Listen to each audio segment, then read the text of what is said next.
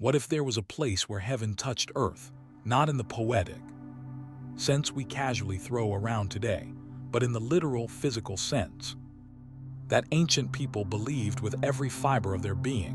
What if, somewhere beneath the Iraqi desert, buried under millennia of sand and silence, there existed a city so sacred that its very foundation stones were said to rest upon the cosmic waters themselves? What if the Sumerians, those first literate people who gave us writing and cities, and the concept of time itself, built their entire civilization around this one location because something extraordinary happened there, something they witnessed with their own eyes and recorded with trembling hands? Tel Abu-Sharin doesn't look like much these days. It's just a few low mounds out in the middle of southern Iraq, about 12 miles southwest of Nasiriyah. The landscape's flat and endless, and unless you knew what you were looking for, you'd probably drive right past it. No signs, no crowds, not even a plaque to hint at what used to stand here. Just wind, dust, and silence. The dust swirling around might be ancient, or maybe it's just yesterday's. It's all the same out here. But don't let the emptiness fool you. This patch of dirt and broken brick once carried a name that meant everything to the Sumerians: Eridu. In their oldest stories, in their sacred texts, this place was the beginning, not just of their own city or culture, but of civilization itself. They believed Eridu was the first city, the spot where kingship dropped down from the sky and where the gods, the Anunnaki, first reached out to humans and changed our future forever. Before we dig deeper, pun intended, let's talk about why we're here. This channel is all about the crossroads of archaeology and ancient mysteries. We take solid evidence, actual discoveries, and peer-reviewed research, then hold them up next to the big questions, the ones that don't fit neatly into textbooks, the mysteries that still keep scientists up at night, the gaps between what we know and what the ancients believed. Tonight, it's Eridu's turn. This lost city may have been the meeting place between two worlds. If you're into this kind of slow, thoughtful journey through history, go ahead and like the video, maybe subscribe. Settle in. This story's worth taking our time.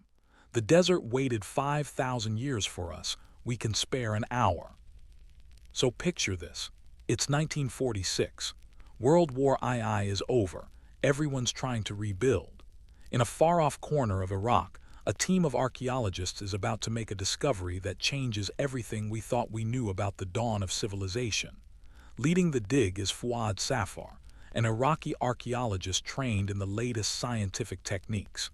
He's working with Seton Lloyd from the British School of Archaeology in Iraq. They picked this site for a reason. The old texts just won't shut up about Eridu. Again and again, Sumerian literature calls it the oldest, the first, the most sacred. Now here, where things get interesting. Safar and Lloyd aren't just poking around, hopping for a lucky find. They're after something specific. The ancient tablets claim Eridu was built before the Great Flood. Okay, lots of cultures have flood stories, nothing new there. But the Sumerians went further. They said Eridu was the very first city, built by the gods themselves as a kind of prototype for every city that came after. There's another detail, too, one that's almost too specific to be just a legend. The texts say Eridu sat right where fresh water met salt water, where underground rivers surfaced, where the boundary between earthly and cosmic waters blurred. So Safar and Lloyd get to work. They dig trenches through the mound, slicing down through the ages, layer by layer. What they find stops them in their tracks. 18 temple levels, one on top of another, stacked like a ladder stretching back into prehistory. An unbroken chain of sacred buildings, older than writing, older than history itself. Back to a time when people were just learning how to build cities, plant crops, and dream about something that might last. The lowest temple, the oldest one, dates to around 5400 BCE. That's 7,400 years ago. For perspective, the Great Pyramid of Giza wouldn't be built for another 2,000 years. The Parthenon in Athens, another 3,000 years after that. This first temple at Eridu is older than almost anything else we've found in the archaeological record of civilization. And it's not primitive, It's not a crude attempt at sacred architecture. Even at this earliest level, the builders knew exactly what they were doing. They laid foundations, oriented the structure to cardinal directions, created a central shrine, with offering tables and altars positioned with geometric precision. But wait, let me paint you a picture of what these archaeologists are. Seeing as they brush away 5 millennia of dust, imagine you're there, with them kneeling in the trench as the afternoon sun beats down. Your hands are moving slowly, carefully, using a soft brush to expose what lies beneath, and gradually a wall emerges, then another, then a corner, where they meet at a perfect right angle. The bricks are small, hand-formed, sun-dried mud bricks made from the river clay mixed with straw. Each one was pressed into shape by human hands that will never be named, that left no writing, no portraits, no way for us to know who they were beyond these walls they built. The temple is small at this earliest level, perhaps 20 feet by 15, but its placement, its orientation, its internal arrangement, all of it speaks to a level of planning and purpose that suggests these builders weren't figuring things out as they went along. They had a plan. They knew what a temple should look like, how it should function, where the altar should go, where the offerings should be placed. It's as if they were following a blueprint, copying a design that already existed in their minds, or perhaps, as they themselves claimed, following instructions given to them by the gods who descended to this exact spot and showed them how to build a dwelling suitable for divine presence. And here's where the archaeological evidence becomes genuinely strange, where the facts on the ground start whispering questions that make scientists uncomfortable. Each time this temple was demolished and rebuilt, the new structure was placed directly, precisely, exactly on top of the old one, not shifted a few feet to the side, not relocated to a better spot nearby, directly on top, maintaining the same orientation, preserving the same sacred geometry, as if the location itself mattered more than anything else, as if moving even a few meters would break some crucial connection. This pattern continues through 18 rebuilding cycle, spanning 3,000 years. Think about that for a moment. 3,000 years of continuous veneration of this exact spot. That's longer than Christianity has existed, longer than Islam, longer than Buddhism. For 3 millennia, people kept coming back to this place, generation after generation, century after century, tearing down the old temple when it got too deteriorated, and building a new one in precisely the same location, always a little larger, always more elaborate, but never straying from this spot, never questioning whether there might be a better location nearby. Why? What made this specific patch of Mesopotamian earth so irreplaceable? The Sumerian texts give us an answer, though it's an answer that raises more questions than it resolves. They said this was where Enki dwelt, the god of wisdom and sweet water, the clever one who loved humanity and taught them the arts of civilization.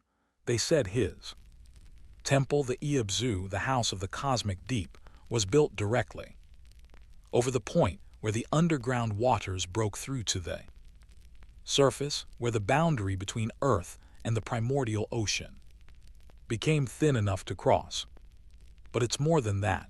The texts also describe Eridu as the meeting place, the location where the Anunnaki, those enigmatic beings whose name means princely offspring or those of royal seed, first descended to interact with early humanity. This wasn't portrayed as a random event, not a casual visit. This was described as deliberate, planned, significant. The Anunnaki came down, according to these ancient sources, and they came down here to this exact spot for purposes the Sumerians recorded, but were still struggling to understand. And the archaeological team in 1946, as they dig deeper, find something That makes this ancient claim suddenly less easy to dismiss as pure. Mythology. The first excavations. When MYTHS become MEASURMNTS. Excavating Eridu right after World War II wasn't exciting or glamorous, not even close to what movies and adventure novels promise. Forget golden idols or hidden chambers. What the archaeologists faced was brutal heat, endless dust, and painstaking work. Every day meant measuring, sifting, and recording every scrap, every layer, every tiny bit of pottery that might help piece together the past. Fuad Safar and Seton Lloyd, leading the dig, worked alongside teams of local men from nearby villages, people whose families had lived in this landscape for generations. Maybe their grandparents had crossed these mounds 1,000 times, never guessing what slept beneath their feet. The dig itself was all about precision. No wild digging or guesswork, everything followed a plan. They picked spots all over the site to cut trenches, slicing straight down through centuries of history. In Arabic, these sites are called tells or mounds. They look like simple hills, but each one is a stack of ruined cities. Over and over, people built mud brick homes, watched them crumble, then built again on the same ground. Each layer buried the last, raising the earth, century after century, until the land itself became a record of vanished worlds. At Eridu, the main mound sticks up about 23 feet above the flat plain. Not huge compared to some sites, but it's not the height that matters, it's what's buried underneath. That modest hill hides layer after layer of ancient life, going all the way back to the dawn of settled villages in southern Mesopotamia. As the first season of digging in 1946 rolled into the next and the next, something remarkable started to take shape. The team noticed a pattern, one that meant more to them than any pile of gold. Layer after layer, they uncovered temples, not just a couple, but 18, one stacked right on top of the last. Every single one faced the same direction, every one dedicated to the same god. This wasn't random. From the very first rough shelter built in the Ubaid period, around 5400 BCE, through centuries of rebuilding and expansion, right up to the grander temples of the early dynastic period, about 2900 BCE, people kept returning to this exact spot. No breaks. No one ever said, "Let's move the temple." This was sacred ground, the heart of the Sumerian world. Let's look at the details, because that's where the story really lives. It's in the details that legend turns into something you can actually see and measure. Temple XVII, the oldest and deepest, was simple. Just a rectangle of rough mud bricks, clay pressed by hand into blocks and stacked up. Yet even here you see intention. The building was small, about 4 by 3.5 meters, not just thrown together but carefully planned. In the center, a low platform stood, probably an altar or table for offerings. Against one wall, a rectangular niche waited for a statue or sacred object. The doorway looked northeast, catching the first light of day. Even at this earliest stage, these builders knew what they were doing. This wasn't guesswork. Maybe they'd built other temples before, or maybe someone had taught them. And since this is the oldest known temple in Mesopotamia, the first we found that's clearly a god's house, where did that knowledge come from? If you ask the Sumerians, they'd say the gods themselves showed them. The Anunnaki taught us how. Temple XVII came next, built right on top of the ruins of XVII.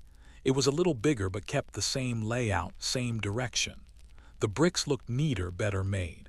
Builders were getting more skilled, or maybe the community was putting more effort into their sacred place. The altar grew taller and more impressive. The walls grew thicker, stronger. And this story repeats, level after level.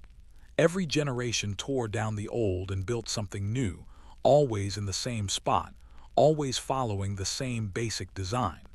It's like they were playing variations on an ancient melody, one that started with the very first temple and never changed its core tune.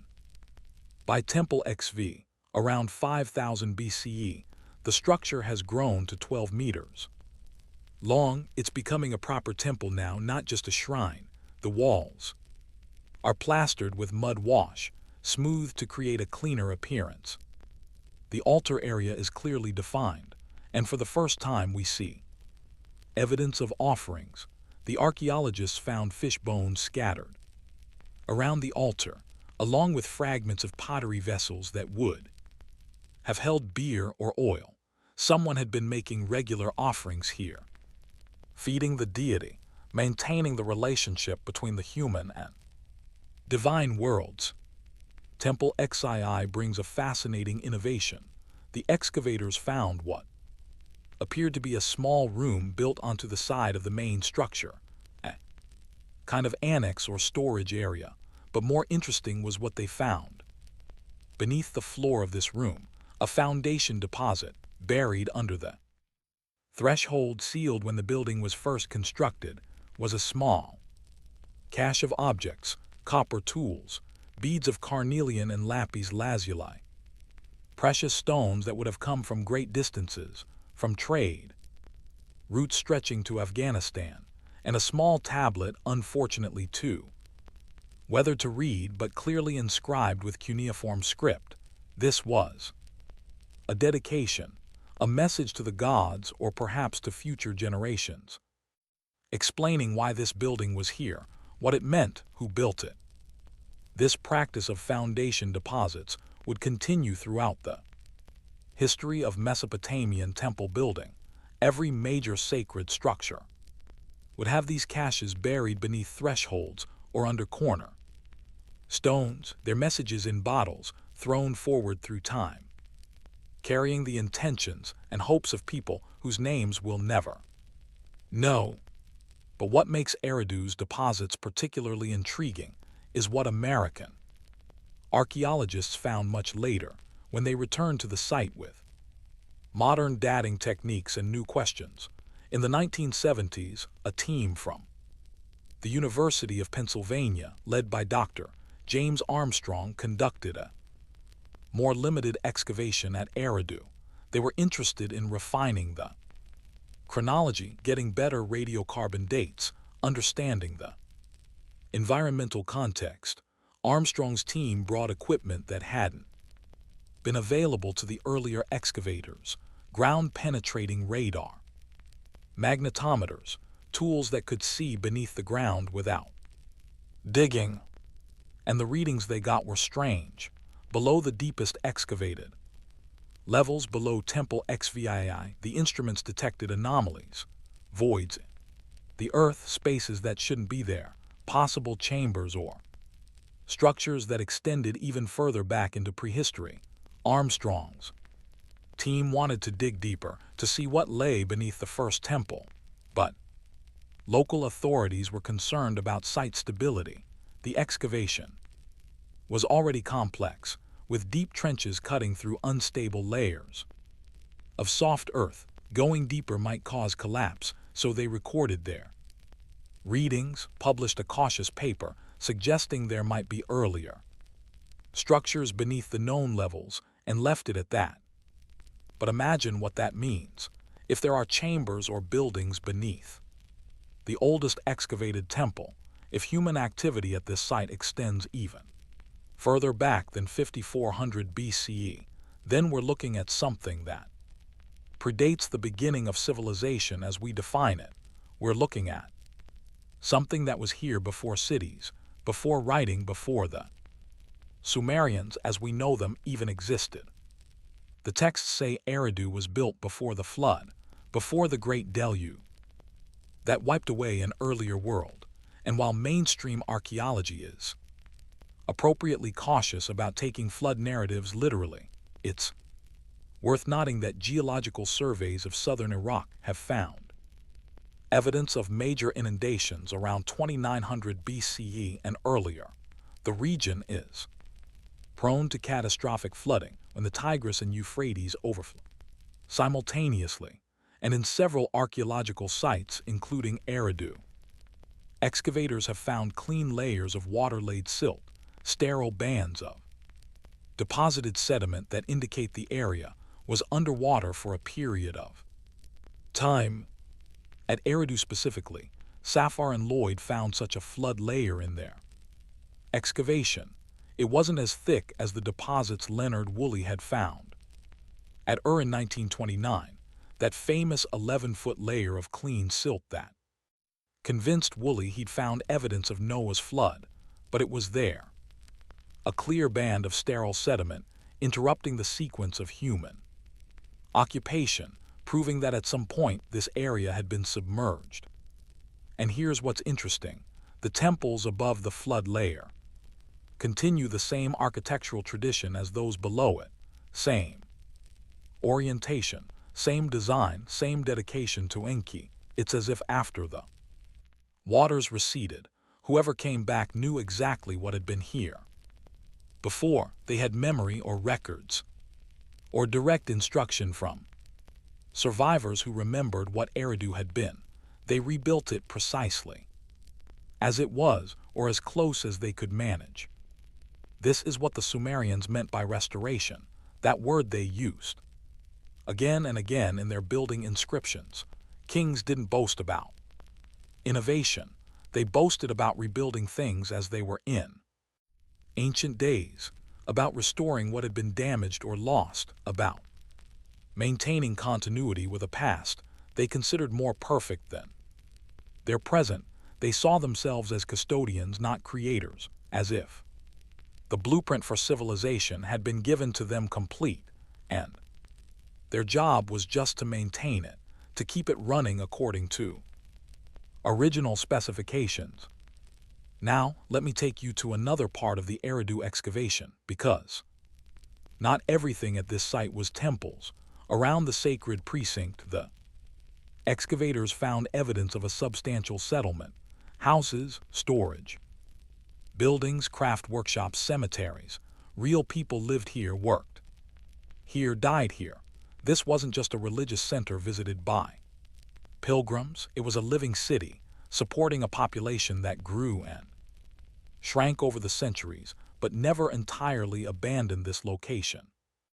Until finally, around 600 BCE, for reasons we don't fully understand, Eridu was left to the desert and the silence. The houses tell their own story. They were small single-room or two-room structures, built from the same mud brick as the temples, but without the elaborate foundation deposits or careful orientation. Archaeologists found the remains of daily life: pottery for cooking and storage, stone tools for grinding grain, fire pits where meals were prepared. In one house they found a small clay figurine of a woman, her hands positioned on her swollen belly, a fertility charm perhaps, or a goddess image. We don't know her name, this ancient resident of Eridu, who kept this object, who perhaps prayed to it, who may have held it during childbirth, hopping for protection. The cemetery yielded even more intimate glimpses of these vanished people. Bodies were buried in shallow graves, usually flexed in a fetal position, placed on their sides. Pottery vessels were buried with them, presumably containing food or drink for the afterlife journey. In a few wealthy graves, the excavators found more elaborate offerings: copper tools, shell beads. In one case, a small lapis lazuli seal carved with intricate designs. This was someone important, or at least someone whose family could afford expensive goods imported from distant lands. But the most common burial good at Eridu, found in grave after grave, rich and poor alike, was small clay boats, tiny model boats, each one only a few inches long, placed near the deceased's head or feet. These weren't elaborate models. They were simple, almost crude, shaped quickly from wet clay, but their presence is consistent and deliberate.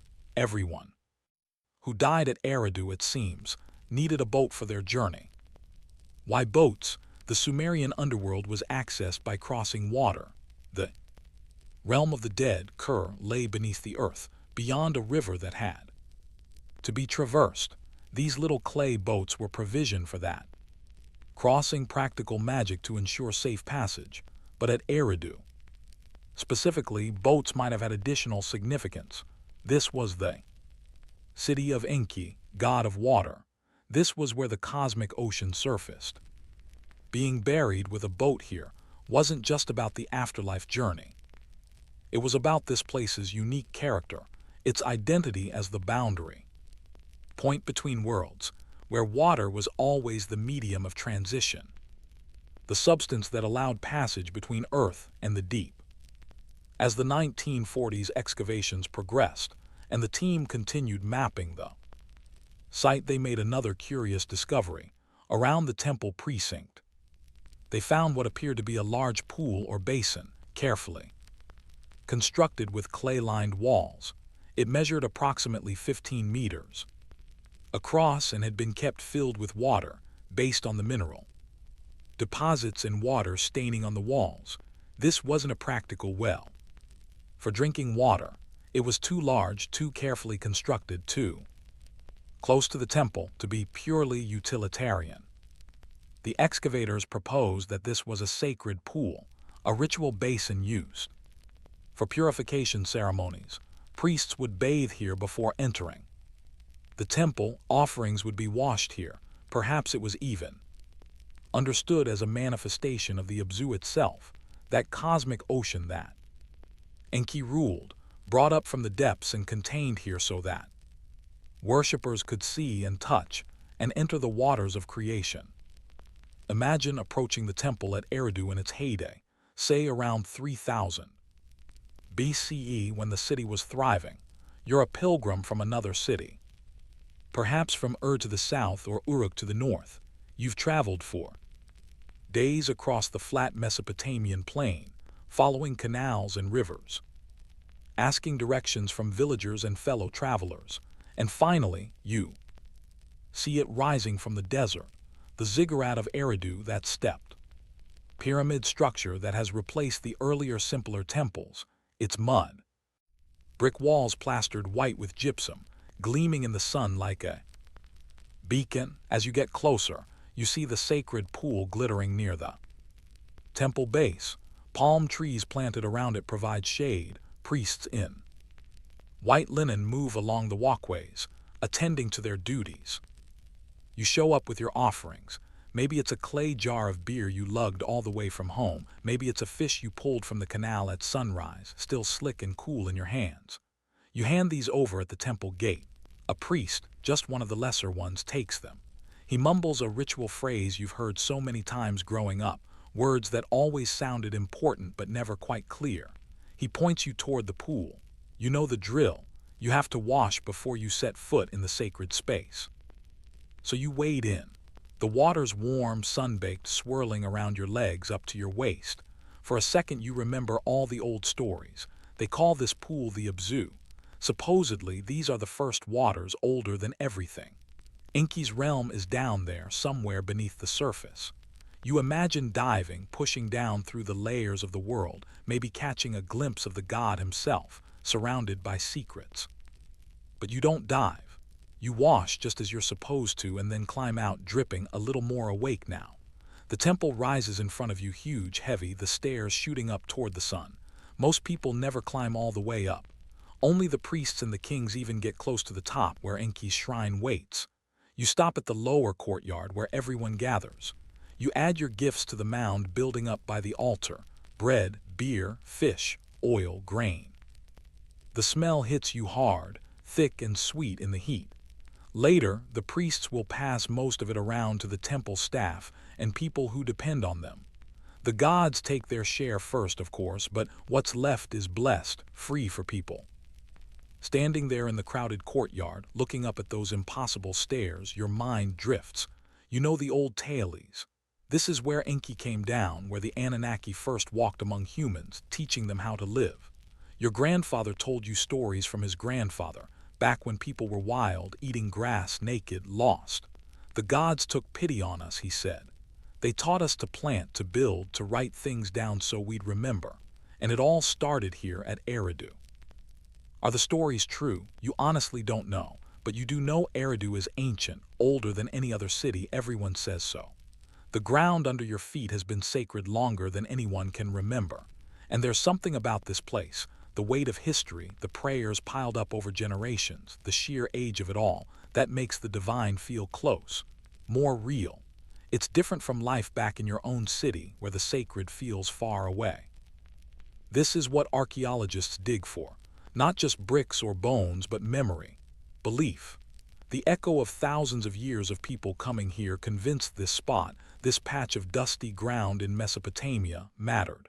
That here somehow, the line between heaven and earth blurred.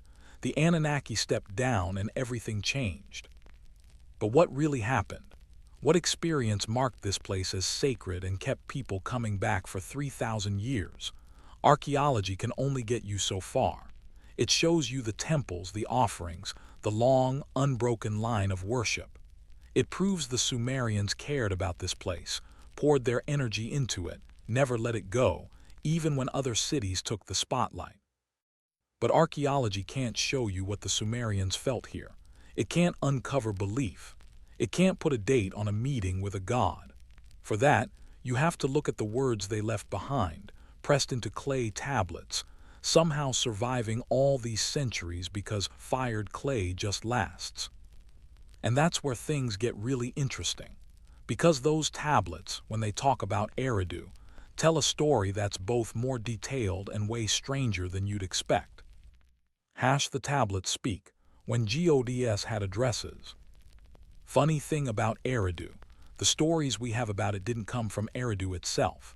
Archaeologists dug there, hopping to find the very origins of writing, the cradle of civilization, but the place came up almost empty.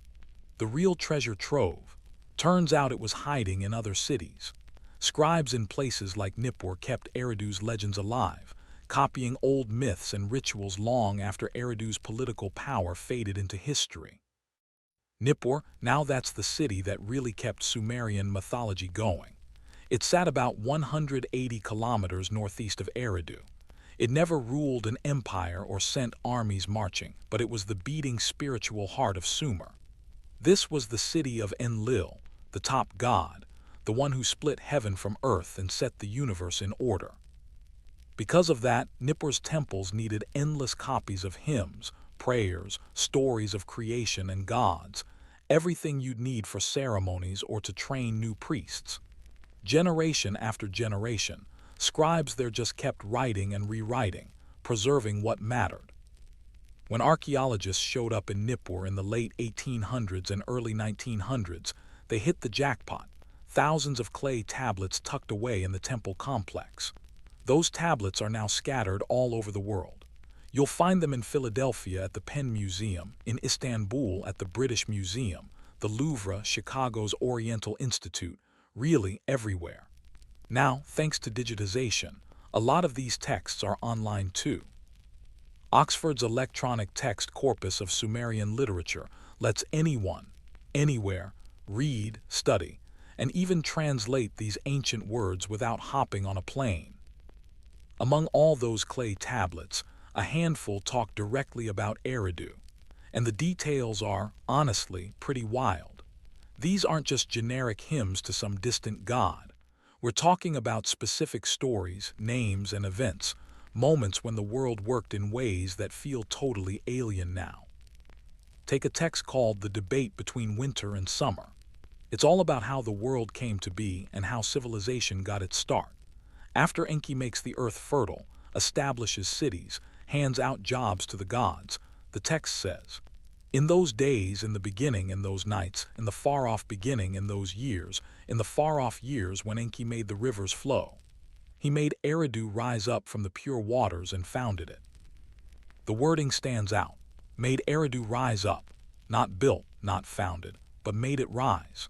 As if the city didn't just get constructed, it literally emerged from the water, pulled up from the depths, brought into being rather than built brick by brick. You see this kind of phrasing again and again. Eridu isn't just an old city, it's the first land to appear, the place that comes up from the deep when the world takes shape. Another story, Enki and the World Order, offers more details. After Enki organizes the universe and assigns every god their task, the story goes, Lord Enki standing on the earth directed his gaze toward Eridu. He founded there the shrine Iabzu, his temple, a lofty house. Lord Enki took his seat upon the dais of Eridu. Iabzu, the house of the cosmic deep. For the Sumerians, this was no metaphor. They really believed the temple was built right over the Abzu, the freshwater ocean hidden beneath the ground. When they dug wells and hit water, that was the Abzu. When springs gushed up, that was the Abzu breaking through. And Eridu, right there at the edge of the marshes, was, for them, the sacred meeting point between Earth and these cosmic waters. Even the name Iabzu tells a story. I means house or temple. Abzu is the deep, the abyss, the cosmic ocean. So this temple isn't just about a god, it's about the place itself. It's the house built over the waters of creation, the spot where, if you could dig deep enough, you'd reach the mysterious realm where Enki kept his secrets, his wisdom, his me. Now, me is a Sumerian word that's difficult to translate. Scholars render it various ways: divine powers, cultural norms, cosmic principles, but in the myths, the me are treated as actual objects.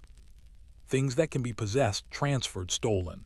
They're described as the fundamental patterns that govern civilization.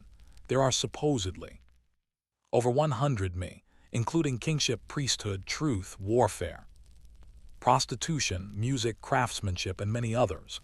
Enki, according to Sumerian tradition, possessed all the me.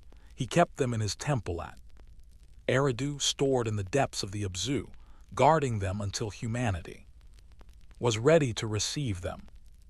One famous myth, Inanna and Enki, tells how the goddess Inanna traveled to Eridu to visit Enki. He welcomed her with a feast, plying her with beer and treating her as an honored guest. But Inanna had an ulterior motive. As Enki got drunk, she systematically convinced him to give her the me, one after another, transferring civilizations, fundamental principles from his possession to hers. By the time Enki sobered up and realized what he'd done, Inanna was already sailing away toward her own city of Uruk, carrying the me with her. Enki sent his minister to try to retrieve them, but it was too late. The me had been legally transferred, and even a god couldn't break that contract. This story was important to the Sumerians because it explained why Uruk became so powerful. The city possessed the me because Inanna had acquired them from Enki. But notice where the story locates the original possession of these principles: at Eridu, in Enki's temple in the house built over the cosmic deep. Civilization's fundamental patterns were stored there, kept there, protected there until the moment came to distribute them to humanity. But here's where we need to talk about the Anunnaki, because they appear in these Eridu texts as well, and their role is both specific and puzzling. The word Anunnaki derives from the sky god plus Nuna, princely seed or noble offspring. So Anunnaki means something like offspring of an or princely ones. They're consistently presented as a group of gods, a collective, the divine council that makes decisions about humanity's fate.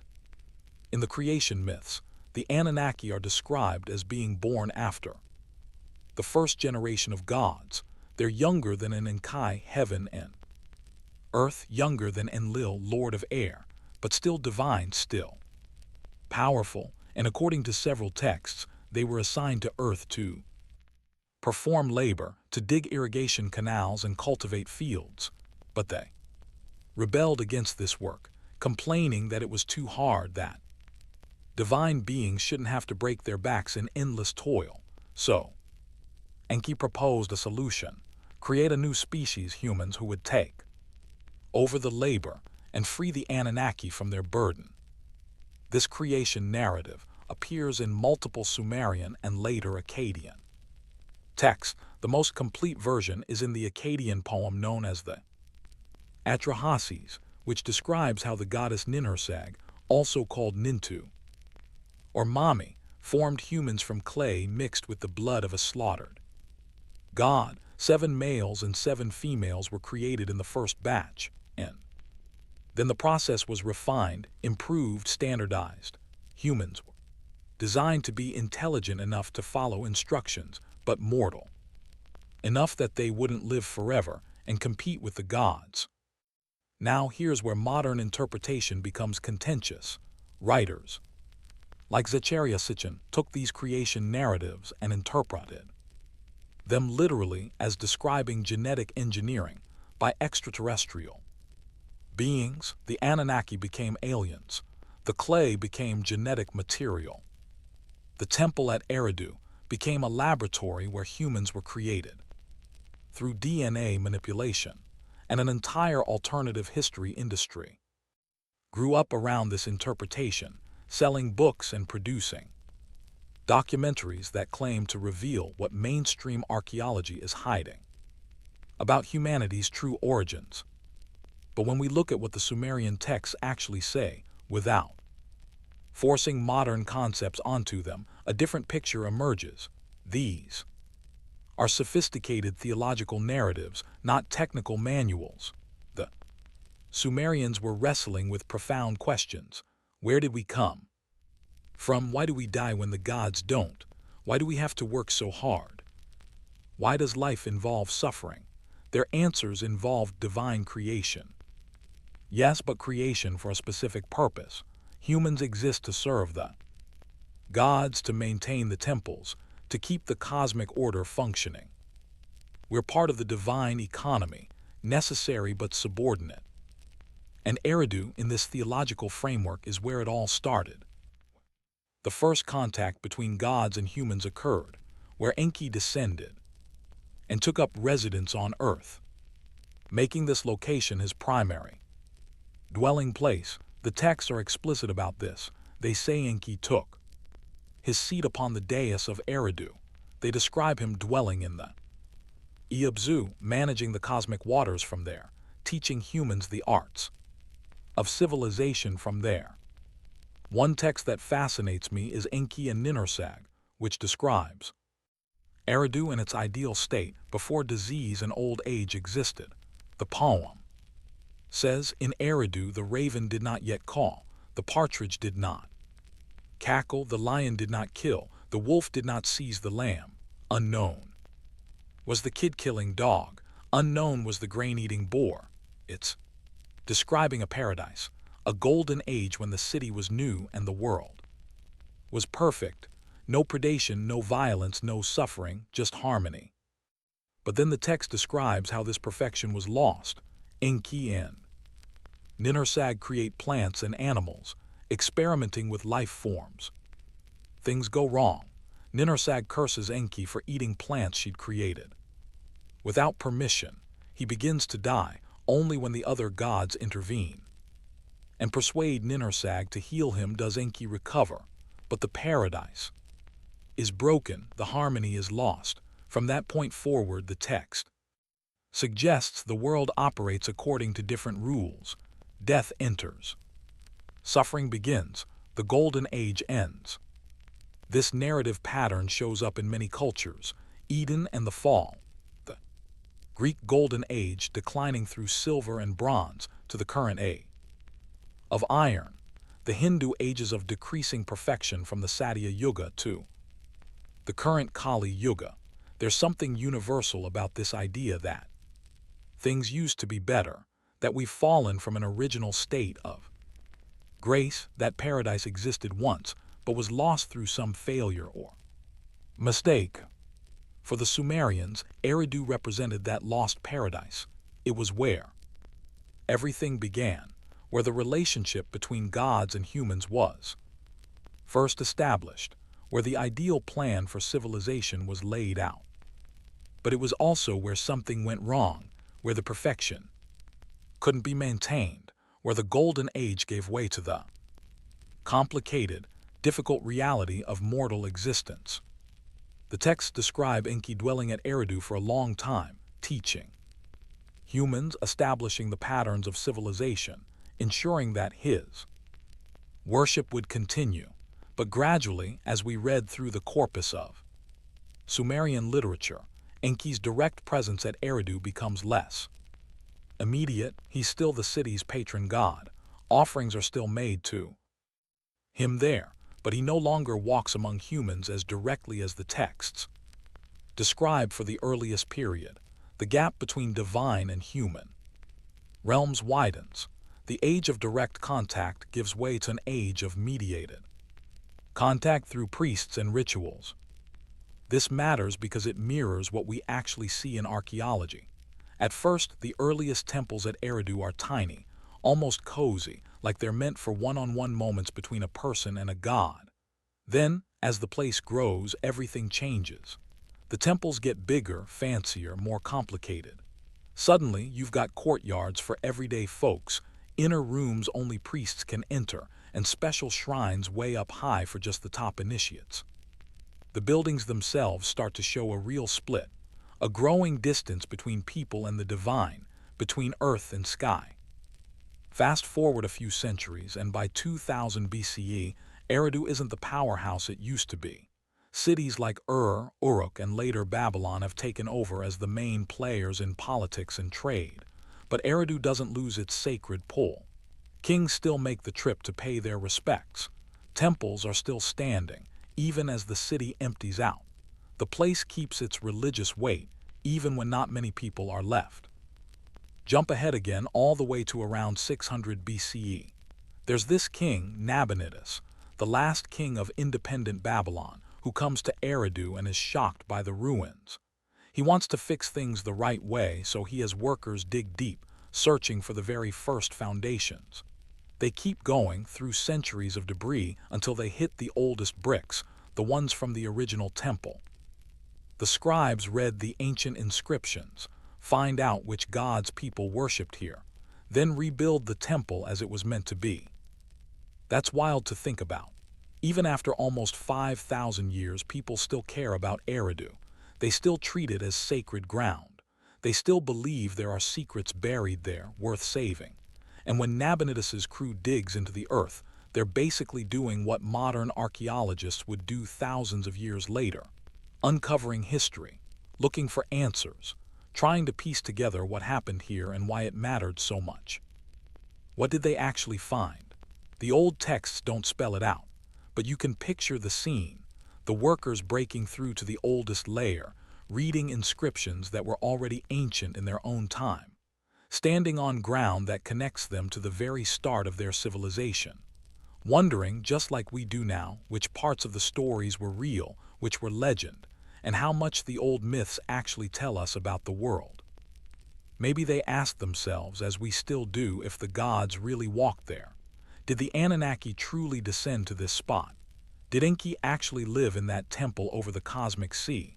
Or were these just stories, powerful, meaningful, but still stories, built to make sense of life, not to record literal events? The texts won't give us a straight answer. Neither will archaeology. But both show us how much the Sumerians believed, how seriously they took these traditions, and just how much energy they poured into keeping this place alive as humanity's sacred heart. That belief, that devotion, that unbroken chain of worship over 3 millennia, there's something important in that, even if we never settle the big questions about what really happened here. Because in the end, it almost doesn't matter if the Anunnaki were real. What matters is that the Sumerians believed. That belief shaped their cities, their society, their sense of where they fit in the universe. The myth, whether it was true or not, had enough power to kickstart civilization, to spark writing, to set the standard every later Mesopotamian culture would follow. That force, that creative spark, is real no matter where it came from. The story of Eridu, where heaven and earth supposedly met, changed the world. The clay tablets still speak. They carry the foundation myth of human civilization, pressed into wet clay 5,000 years ago, waiting for us to find them, to read them, and to wonder what they meant. The Temple of Meeting, where architecture beats theology. Let's step inside the temple at Eridu, not just as a set of ruins, but as a living place, full of meaning. Sometimes you learn more from stone and clay than from words. Architecture holds on to beliefs in a way that stories and hymns can't always manage. When you walk through a sacred building, you don't just see it, you feel it. The way light shifts, the way shadows settle in the corners, you get a sense of what the people who built it believed, what they thought about the gods, and how they pictured the line between earth and heaven. At its height, Eridu's grandest temple was the result of 3,000 years of rebuilding, always on the same spot. They finished this final version during the early dynastic period, so we're talking about 2900 BCE or so. By then, temple architecture in Mesopotamia had really leveled up. The old, plain, rectangular shrines from the Ubaid period were gone, replaced by complex, stepped pyramids called ziggurats. These would go on to become the classic image of Mesopotamia that we still have today. Now, Eridu's ziggurat wasn't the biggest, not by a long shot. The ziggurat at built for the moon god Nana, still towers over the desert even now, thousands of years later. Babylon's Enki, dedicated to Marduk, was even bigger, soaring almost 300 feet into the sky. But Eridu's temple had something those others didn't. It was the first, the prototype. Every other ziggurat copied what was built here. The structure itself was a big square platform made of mud brick, each side about 60 meters long. From that base, the temple rose in steps, each level smaller than the one below, forming a pyramid you could spot from miles away across the flat plains. The top stages are mostly lost to time, so we don't know exactly how many there were, but most experts think it had 5 or 6, reaching up about 25 or 30 meters. At the very top, you had the real heart of the temple, a small chamber where the god was supposed to live. This is where the cult statue stood, where offerings went, where the priests performed their secret rites. Ordinary people never saw inside. Only the top priests and sometimes the king himself could enter that space. For everyone else, the ziggurat was something to look up at, to feel awe, to recognize as the god's house, but not a place you'd ever set foot in yourself. This wasn't just about keeping people out. The whole design puts the Sumerian view of the universe into bricks and mortar. Earth is down here, heaven is up there, and as you climb each stage, you're moving from the human world toward the realm of the gods. The base is for everyone, the most ordinary level. Each step up, both literally and symbolically, brings you closer to the divine. The top, way above the ground, is about as close to heaven as a living person can get. That's the meeting point, where the line between worlds is thinnest, maybe even where a god could come down, in a way too powerful for people to handle on the ground. But there's something else. Samuel Noah Kramer, a big name in Sumerian studies, pointed this out.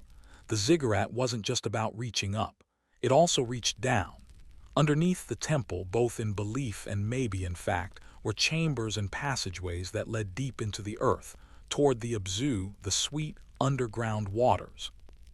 At Eridu, this mattered even more because of Enki, the god of water and wisdom. His world wasn't up in the sky like or in the storms like Enlil. Enki lived below ground in the watery depths, the Abzu. So while the temple soared up to the heavens, it also had to reach down, connecting the surface world to Enki's hidden realm. Archaeologists found hints of these underground spaces, though the evidence is patchy. Safar and Lloyd uncovered deep shafts near the main temple, dug into the earth and lined with baked brick. Maybe they were just wells for ritual water, but they're bigger and more elaborate than a basic well would need to be. They had covers or built structures above them, not just holes, but proper entrances. It's as if the builders wanted a real, physical link between the world above and the mysterious waters below. Unfortunately, the water table in southern Iraq is quite high, and excavating below a certain depth becomes nearly impossible without sophisticated pumping equipment. The lower levels flood and the unstable soil can collapse, so we don't know how deep these shafts originally went, what might have been at their bottom, or whether they connected to any kind of underground chamber system. The Sumerians claimed such chambers existed. They described Enki's palace as having layers above and below, with treasures and secrets stored in the depths. But we can't excavate our way to mythical real estate, and the line between what was physical architecture and what was pure theological imagination remains blurry. What we can say is this: The temple at Eridu was designed to facilitate contact between different levels of reality. The summit shrine allowed for the god to descend from his heavenly realm. The underground shafts allowed for connection to his subterranean realm, and the temple itself, the massive ziggurat standing at the meeting point, was understood as the hinge, the pivot, the location where these different realms could intersect. Let me describe what a ritual at this temple might have looked like. Based on texts that describe temple ceremonies and archaeological evidence of ritual equipment, we're going to imagine a specific day in about 2500 BCE, during the height of Eridu's religious importance. Dawn breaks over the city. The sun rises from the east as it always does, painting the ziggurat's white-plastered walls with gold and pink light. The temple complex begins to wake. Junior priests emerge from their sleeping quarters attached to the main structure.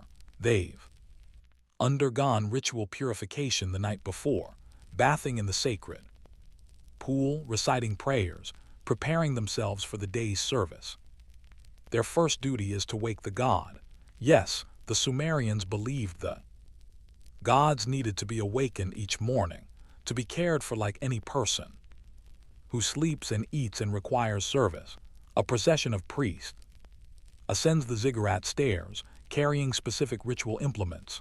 The lead priest, likely a specialized functionary called the N or High priest, carries a key that will unlock the shrine at the summit. Behind him, attendants carry water for washing the statue, fresh linen for dressing it, and the first offering of the day, bread still warm from the temple ovens, a jar of date beer, a bowl of honey. They reach the summit. The shrine door, made of cedar wood imported from Lebanon at enormous expense, is unsealed. The N enters alone. Inside the small chamber, barely large enough for 2 or 3 people to stand, the cult statue of Enki sits in darkness.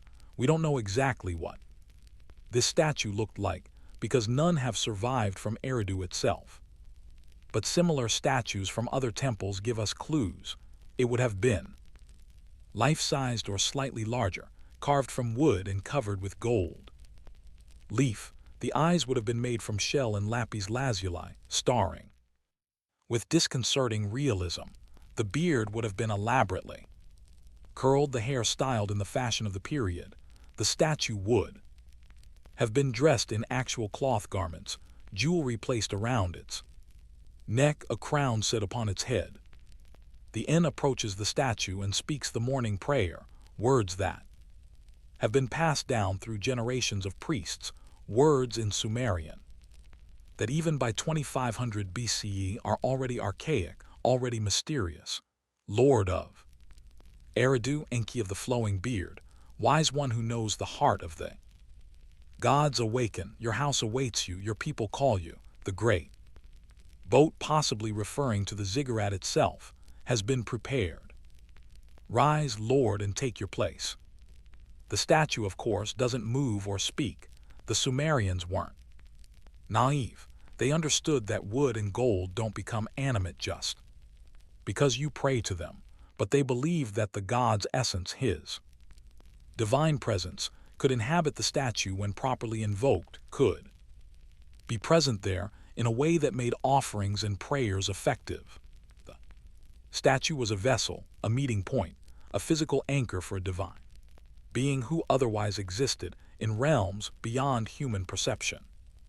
After the awakening prayer, the N washes the statue's face with pure water brought from the temple well.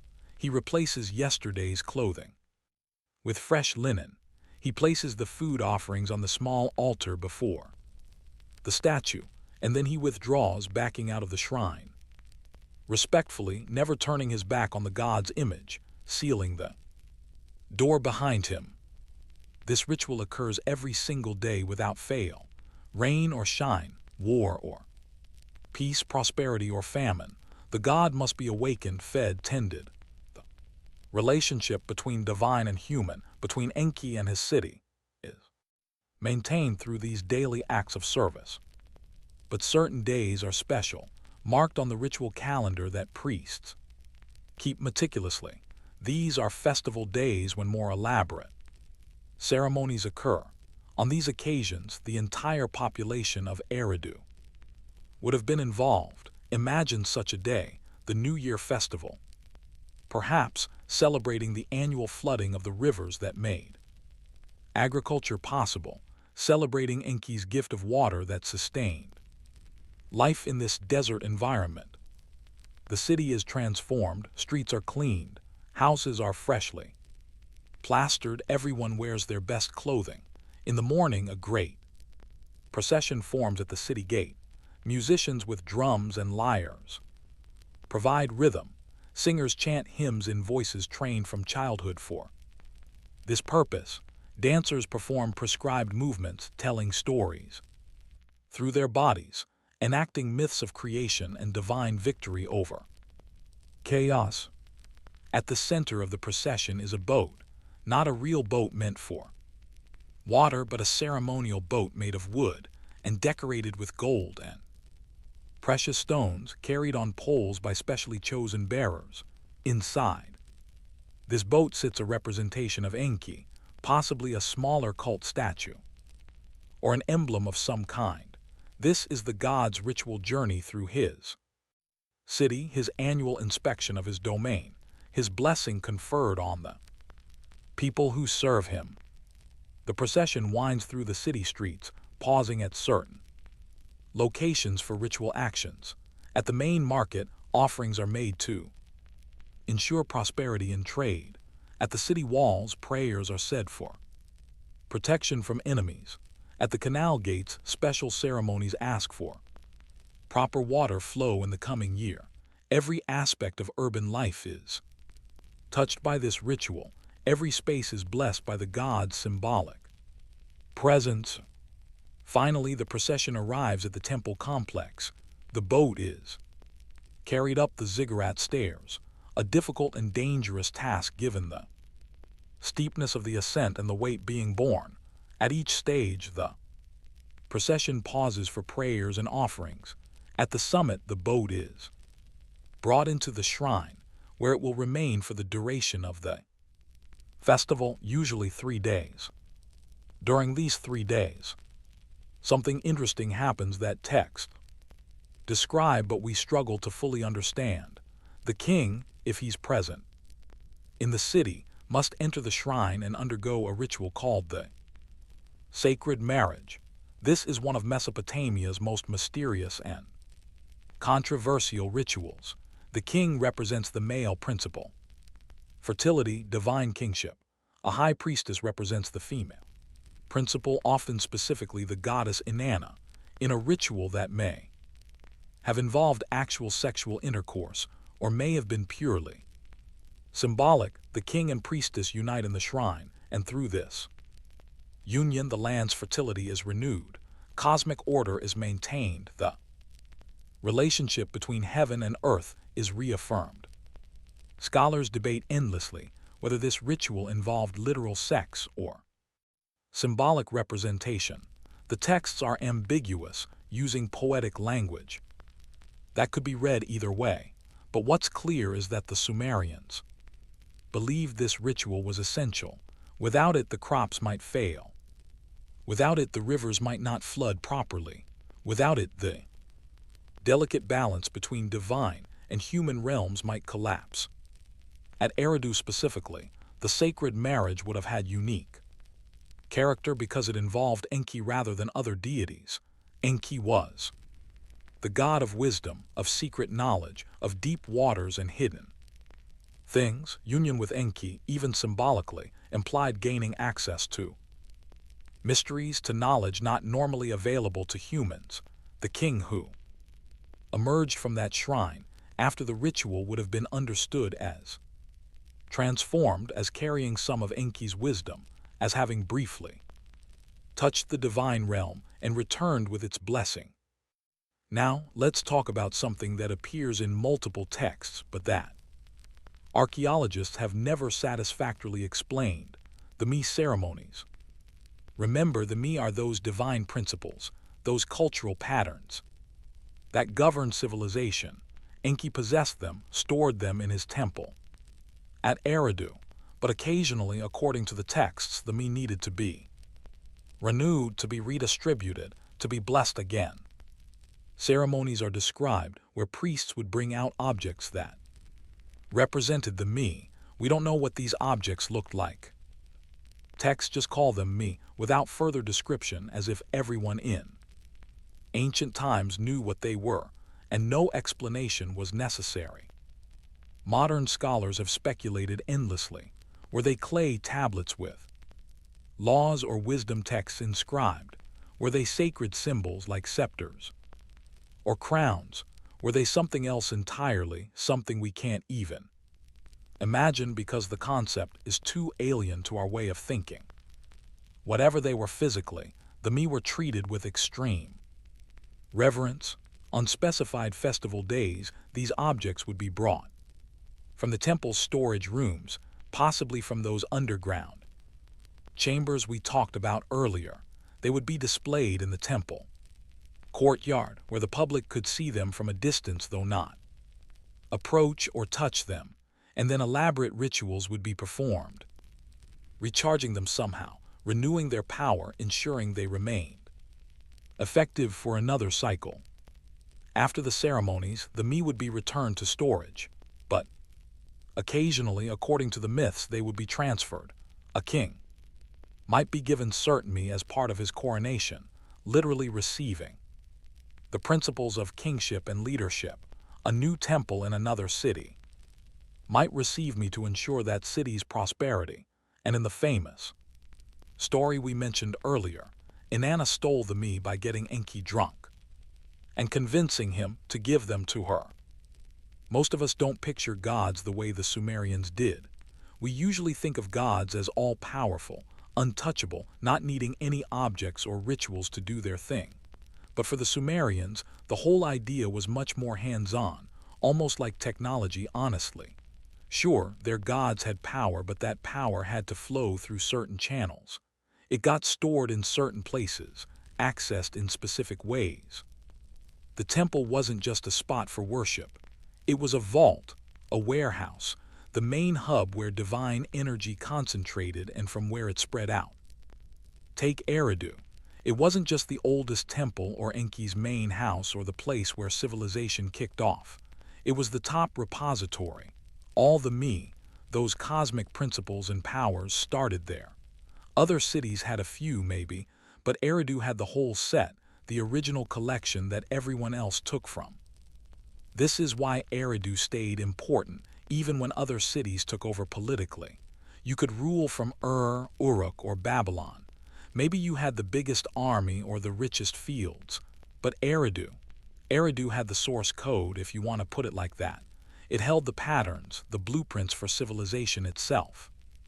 Losing touch with Eridu, losing that connection to the source, was seen as dangerous. There are old texts that talk about times when Eridu got cut off from other cities, when the me stopped flowing, when the gods pulled back their favor. And when that happened, everything fell apart. Chaos, disorder, the whole fabric of civilization seemed to unravel. Things only settled down again when people restored the connection, made pilgrimages back to Eridu, brought offerings to Enki's temple. That's when order and prosperity returned. That's why, long after Eridu stopped being a big city, Mesopotamian kings still kept up the temples there. They funded repairs, kept the rituals going, made the trip themselves. They needed that link to the original source, the legitimation that only Eridu could give. They had to show everyone they were connected to the city where it all began. And even now, just walking through the ruins in your mind, piecing together fragments from archaeology and poetry, you get a sense of what the Sumerians felt. This wasn't just another place. Here the world felt thin. The line between mortal and divine almost disappeared. For a moment, a person could reach out and brush against something beyond themselves. The sacred pool, where water becomes memory. Let's step into Eridu, right up to the water's edge. At Eridu, water wasn't just a practical thing, though of course nobody survived the desert without it. Water ran deeper than that. It meant everything. People saw it as a bridge between worlds, a way the divine touched the everyday. Water belonged to Enki, the god of wisdom and creation. It was his domain, his very essence, his gift. And here people didn't just use water. They worshipped it, stared into it, tried to understand the mysteries swirling beneath its surface. When Safar and Lloyd dug into the main temple grounds back in 1948, they found something that looked, at first, pretty practical. A big basin, almost perfectly round, about 15 meters across. Its walls, baked brick sealed tight with bitumen, kept the water in. The floor sloped gently toward the center, where a drainage channel carried water away below ground. You could see it was built to hold water, to be filled and drained on some schedule nobody's figured out. At first, the archaeologists figured it was a reservoir, just a handy water tank for the temple. But as they kept working, paid closer attention to the details, and looked at what they found nearby, they started to see it differently. This wasn't just a utility. This was something sacred. The bricks were top-notch, better than what people used for their own houses. Whoever built it had taken real care. Every brick perfectly shaped, fired just right, the mortar mixed with precision. The inside, smooth, plastered, and painted a rich blue from ground lapis lazuli, nothing cheap about it. And honestly, you don't paint a water basin blue for practical reasons. That was a statement. This water meant something. Around the rim, they found small clay plaques set into the brick. Each plaque showed the same thing: someone kneeling at the water, hands lifted as if praying or blessing, with stylized waves below and stars above. These weren't just pretty decorations. They marked the pool as sacred. This was the place where heaven and earth touched, and water was the medium. Here, the cosmic ocean, the Abzu, the deep beneath everything, came to the surface, open to human ritual. Picture arriving at this pool during a festival, sometime around 2700 BCE. Maybe you've come from Ur or some little village on the plain. You've brought offerings: a fish you caught at home, a jar of date beer you brewed yourself, a scoop of barley from your harvest. You've spent weeks getting ready, saving these gifts, keeping yourself ritually pure, steering clear of anything that would make you unclean. You step into the temple grounds, and right away, the pool catches your eye. Sunlight scatters across the water, making it shimmer and dance. The blue paint underneath gives the water a bottomless look, like you're peering straight into the sky. Only it's turned upside down and pulled into the earth. Other pilgrims are already there. Some kneel at the edge in silent prayer. Others wash their hands, faces, and feet, following the rituals. A priest greets you. He's young, his head shaved, dressed in simple white linen. He welcomes you in Sumerian, a bit formal, and maybe you don't catch every word since your home dialect's different. But you get the idea. This is Enki's house, and you're welcome here. He takes your offerings and sets them in a basket with everyone else. Later, they'll go to the main altar. But first, you need to purify yourself. The priest gestures to the pool. You slip off your sandals, feeling the warm bricks under your feet as you step up. The water is cool, coming from underground channels linked to the same aquifer that feeds the wells. You can see straight through the blue water, down to the smooth plaster and the drain at the center. You step in. The water rises to your knees, then your waist as you move. Toward the center, the coolness is shocking after the desert heat, but welcome, you feel the dust and sweat of your journey washing away. But more than that, you feel something shifting inside you, the weight of ordinary concerns, the anxiety about your crops and your family and all. The small struggles of daily life, they're being lifted somehow, dissolved in this sacred water. The priest is chanting now, words you can hear but can't quite make out. Over the sound of water and the murmur of other pilgrims' prayers, you dip your head beneath the surface, hold your breath, feel the water close over you completely. For a moment, you're in the Abzu itself. You're in Enki's realm. You're suspended between worlds, between earth and the cosmic deep, between mortal existence and divine mystery. You surface, gasping, water streaming from your hair and face. The light seems brighter now, the sound sharper. You feel cleansed, not just physically but spiritually. Something has changed. Some boundary has been crossed. You step out of the pool on the opposite side from where you entered, because the ritual requires you to complete the circuit, to move through the water and emerge transformed.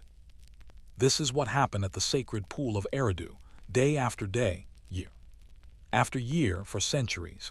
Thousands of pilgrims underwent this ritual purification, this symbolic death and rebirth through water, and the pool itself was understood as far more than a man-made basin. It was a manifestation of the Abzu, that cosmic ocean that existed beneath and around all reality. When you entered the pool at Eridu, you were entering the primordial waters from which the world itself had emerged. The connection to Enki was explicit and profound. Enki was the god of the Abzu, its lord and master. His primary function was controlling the sweet waters that flowed from underground, that emerged in springs and rivers, that made agriculture and therefore civilization possible. Without Enki's management of the cosmic waters, the world would either drown in flood or die of drought. He maintained the balance, ensured the proper flow, kept the boundary between land and water stable. But Enki was also the god of wisdom, and in Sumerian thought these two aspects of his character were intimately connected. Water and wisdom went together. The deep waters, hidden from sight, mysterious and life-giving, were like knowledge itself. Knowledge was something that flowed, that had to be channeled properly, that could overwhelm if not controlled, but was essential for life. The Abzu, Enki's underwater palace, was described in the texts as containing all wisdom, all secrets, all the fundamental knowledge of how reality operates. And at Eridu, through the sacred pool, humans could touch that wisdom. Not possess it fully, not comprehend it completely, but touch it, feel its presence, acknowledge its existence beneath the surface of ordinary reality. The ritual of entering the pool wasn't just about getting clean, it was about acknowledging mystery. It was about putting yourself in contact with something that exceeded your understanding, that reminded you of your place in a cosmos far larger and stranger than daily life suggested. American archaeologist Thorkel Jacobson, who spent his career studying Sumerian religion at the University of Chicago, wrote extensively about this water symbolism. He argued that the Mesopotamian understanding of divinity was fundamentally different from later Western conceptions. The Sumerians didn't imagine their gods as existing in some separate supernatural realm. They experienced them as immanent in natural forces. The gods were in the water, in the storms, in the growing grain, in the movements of the stars. Not metaphorically, but actually, divinity was woven into the fabric of reality itself. So when a Sumerian stood in the sacred pool at Eridu, feeling the cool water against their skin, they weren't engaging in mere symbolism. They were making actual contact with Enki's domain, entering his element, putting themselves in his presence in the most direct way mortal flesh could achieve. The water was his body in a sense, or perhaps better to say the water was his medium, the substance through which his divine will could flow and touch the world. This explains the elaborate care taken in constructing and maintaining the pool. It had to be perfect because it was meant to function as a portal, a crossing point, a place where ordinary water became charged with sacred significance.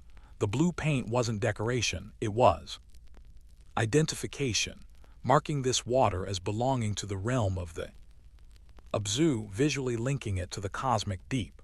The drainage system wasn't just practical, it was symbolic, showing that this water connected to the underground channels, to the hidden rivers beneath the earth, to the cosmic ocean itself. Archaeological evidence suggests the pool was filled and emptied according to a regular schedule, possibly coordinated with the flooding of the Tigris and Euphrates during the annual flood season when the rivers rose and the fields were inundated. The pool at Eridu would be filled to capacity, becoming a miniature version of the cosmic deluge, controlled and sacred manifestation of the waters that could both create and destroy. During the dry season when the rivers dropped in, agriculture depended on stored water and irrigation. The pool would be drained, becoming an empty vessel waiting to be filled again, mirroring the cycle of abundance and scarcity that governed Mesopotamian life. But there was another element to the water cult at Eridu that the texts describe and archaeology hints at: the connection between water and the underworld, between the Abzu and the realm of the dead. In Sumerian cosmology, the underworld was reached by crossing water. The dead had to traverse a river to reach their final destination, and certain rituals at Eridu involved communication with the dead, with ancestors, with those who had crossed the final boundary and entered the realm from which no living person could return. The small clay boats found in burials at Eridu, those miniature vessels placed with the dead, weren't just funeral goods. They were provision for the journey, yes, but they were also links back to this place, to Eridu, to the city where water and death and divine wisdom all intersected. Being buried with a boat at Eridu meant carrying a piece of the sacred pool with you, a token that identified you as someone who had known this place, who had entered these waters, who understood something about the deeper currents beneath reality. Some scholars have suggested that the pool was used for more esoteric rituals than simple purification, that it served as a kind of oracle pool where priests would interpret ripples and reflections, reading messages in the water's surface, the way other cultures read signs in smoke or in the flight of birds. There are fragmentary texts that describe water divination, that mention sacred pools where the future could be glimpsed, where questions could be posed to the divine realm, and answers received through subtle signs. Whether the Eridu pool functioned this way, we can't know for certain. But the idea isn't far-fetched. Water is naturally contemplative. Staring into still water, watching its surface respond to the smallest disturbance, feeling its coolness against your skin while your mind drifts free of normal constraints. These are conditions that encourage altered states of consciousness, that open possibilities for experiences that feel transcendent or revelatory.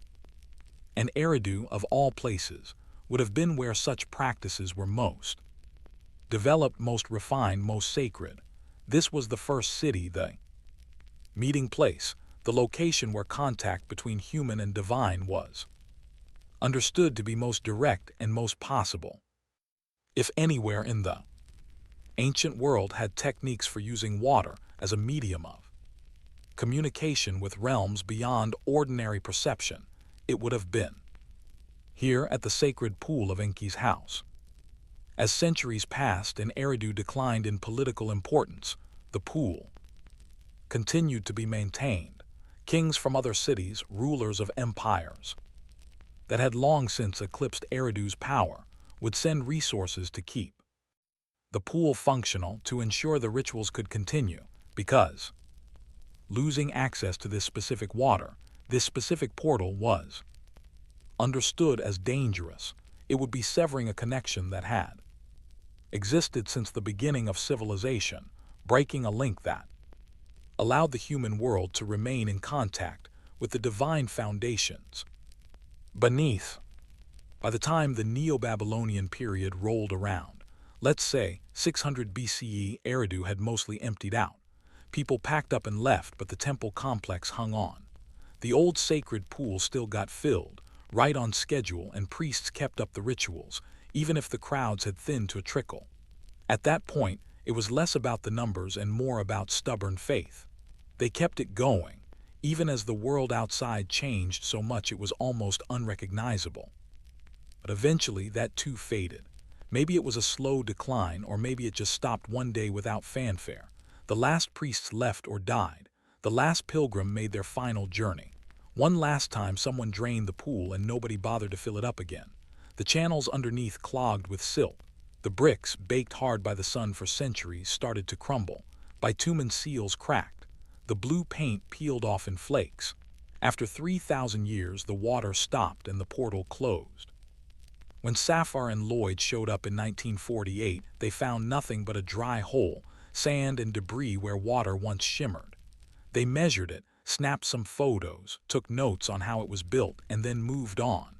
Their real focus was the temples, the big monumental stuff, the artifacts that museums love. They mentioned the pool, but it was just a footnote. It took decades for people to realize what that pool really meant.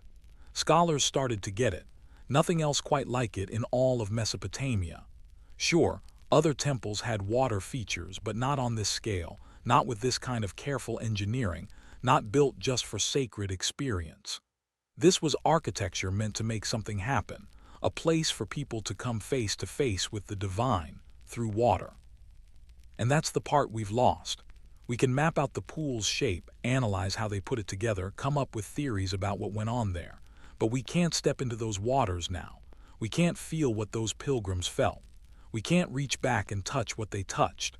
The whole point of it, the experience, has slipped out of reach. We can only guess what it was like to sink into Enki's water at the place where Earth brushed against the heavens. Now the water's gone. The pool is just emptiness. The portal's shut.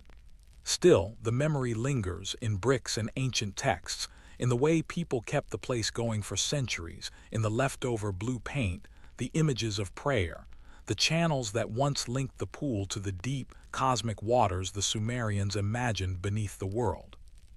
And maybe, late at night, when everything's quiet and you're half asleep, you can almost hear it, the soft rush of water, the echo of the pool being filled, the hush of old prayers whispered in dead languages to forgotten gods, seeking answers in water that's turned to dust.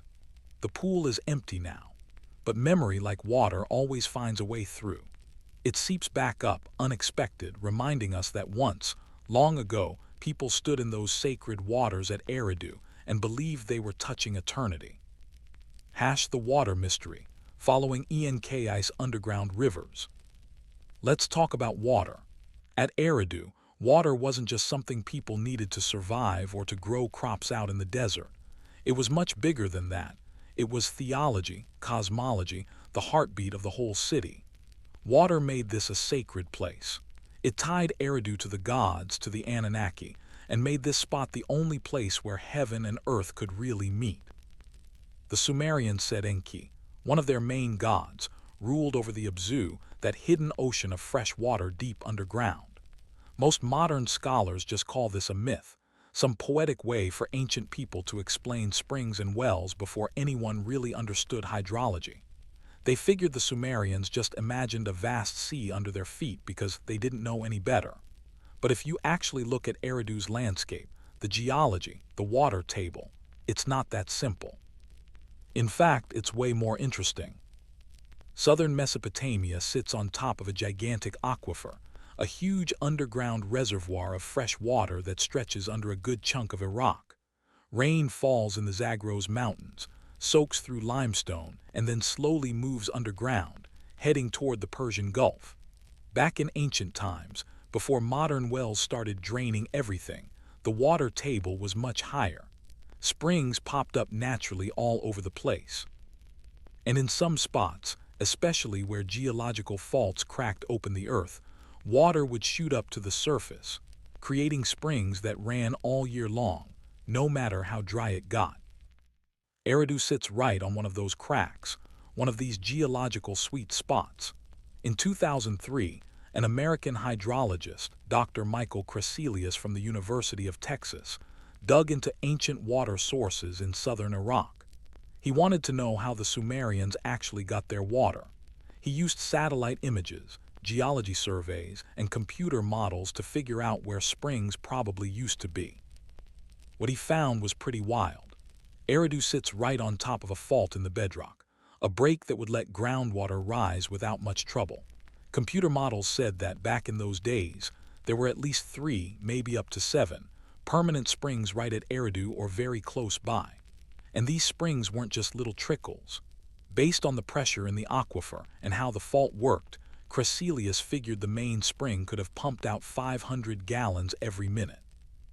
That's enough water to keep a whole city going, even during brutal droughts.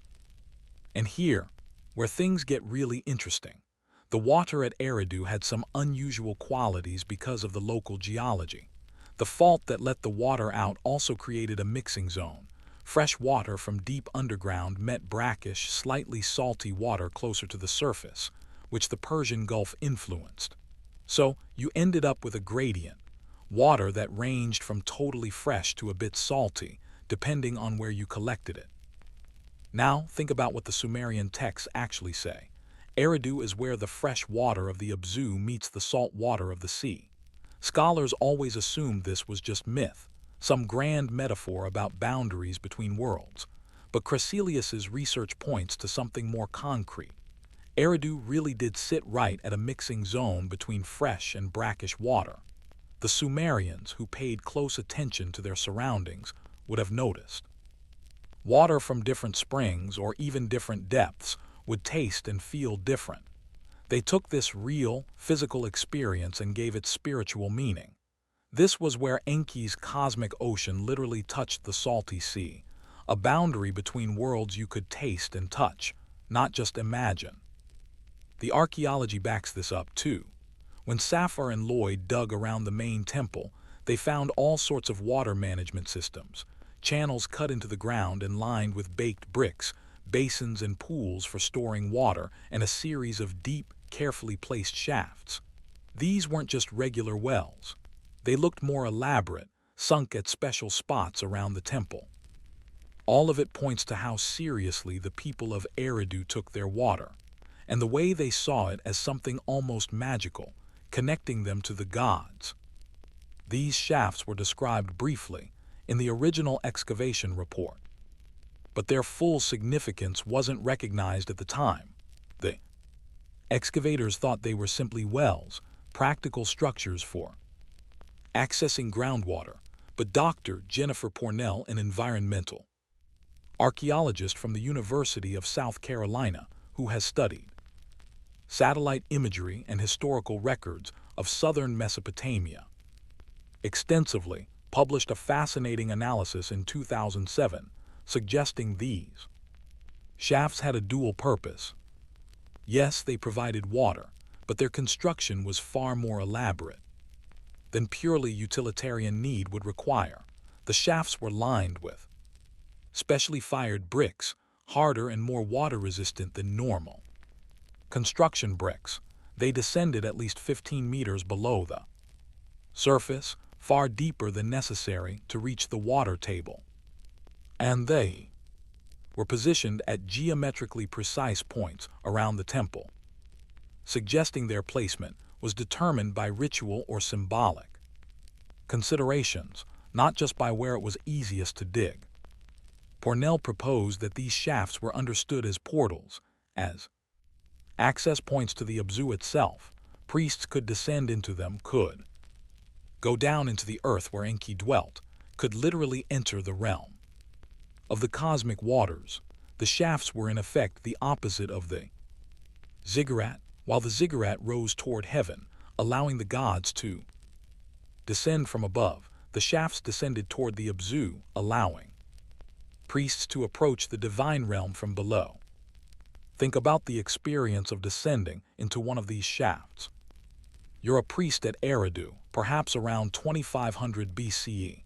You've been selected for this duty after years of training, after demonstrating your devotion and your ability to maintain ritual purity on a specific day, a festival day, when the boundary between worlds is understood to be especially permeable. You prepare yourself. You bathe in the sacred pool. You put on special garments, probably white linen, the color of purity. You recite prayers that have been passed down through generations, words in Sumerian that are already archaic, already mysterious even to you. And then you approach the shaft. It's perhaps 3 feet across, circular, descending into darkness. A ladder or rope has been lowered. Into it, you begin to climb down, one rung at a time, descending into the earth. The light from above grows dimmer as you go deeper. The air becomes cooler, damper.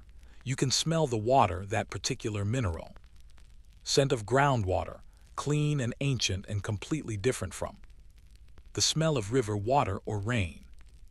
You descend 15, 20, 25 feet. The shaft is dark now, except for whatever lamp or torch you've brought with you. The walls press close. You're beneath the temple now, beneath the city, beneath the world of sunlight and human activity. You've entered another realm. And then you reach the water. It's rising in the shaft, fed by the springs and seeps that penetrate these depths. The water is cold, much colder than the desert heat above. You lower yourself into it carefully, letting it rise to your waist, your chest. You're standing now in the Abzu itself, in the cosmic waters that existed before creation, in the realm where Enki keeps his secrets and his wisdom.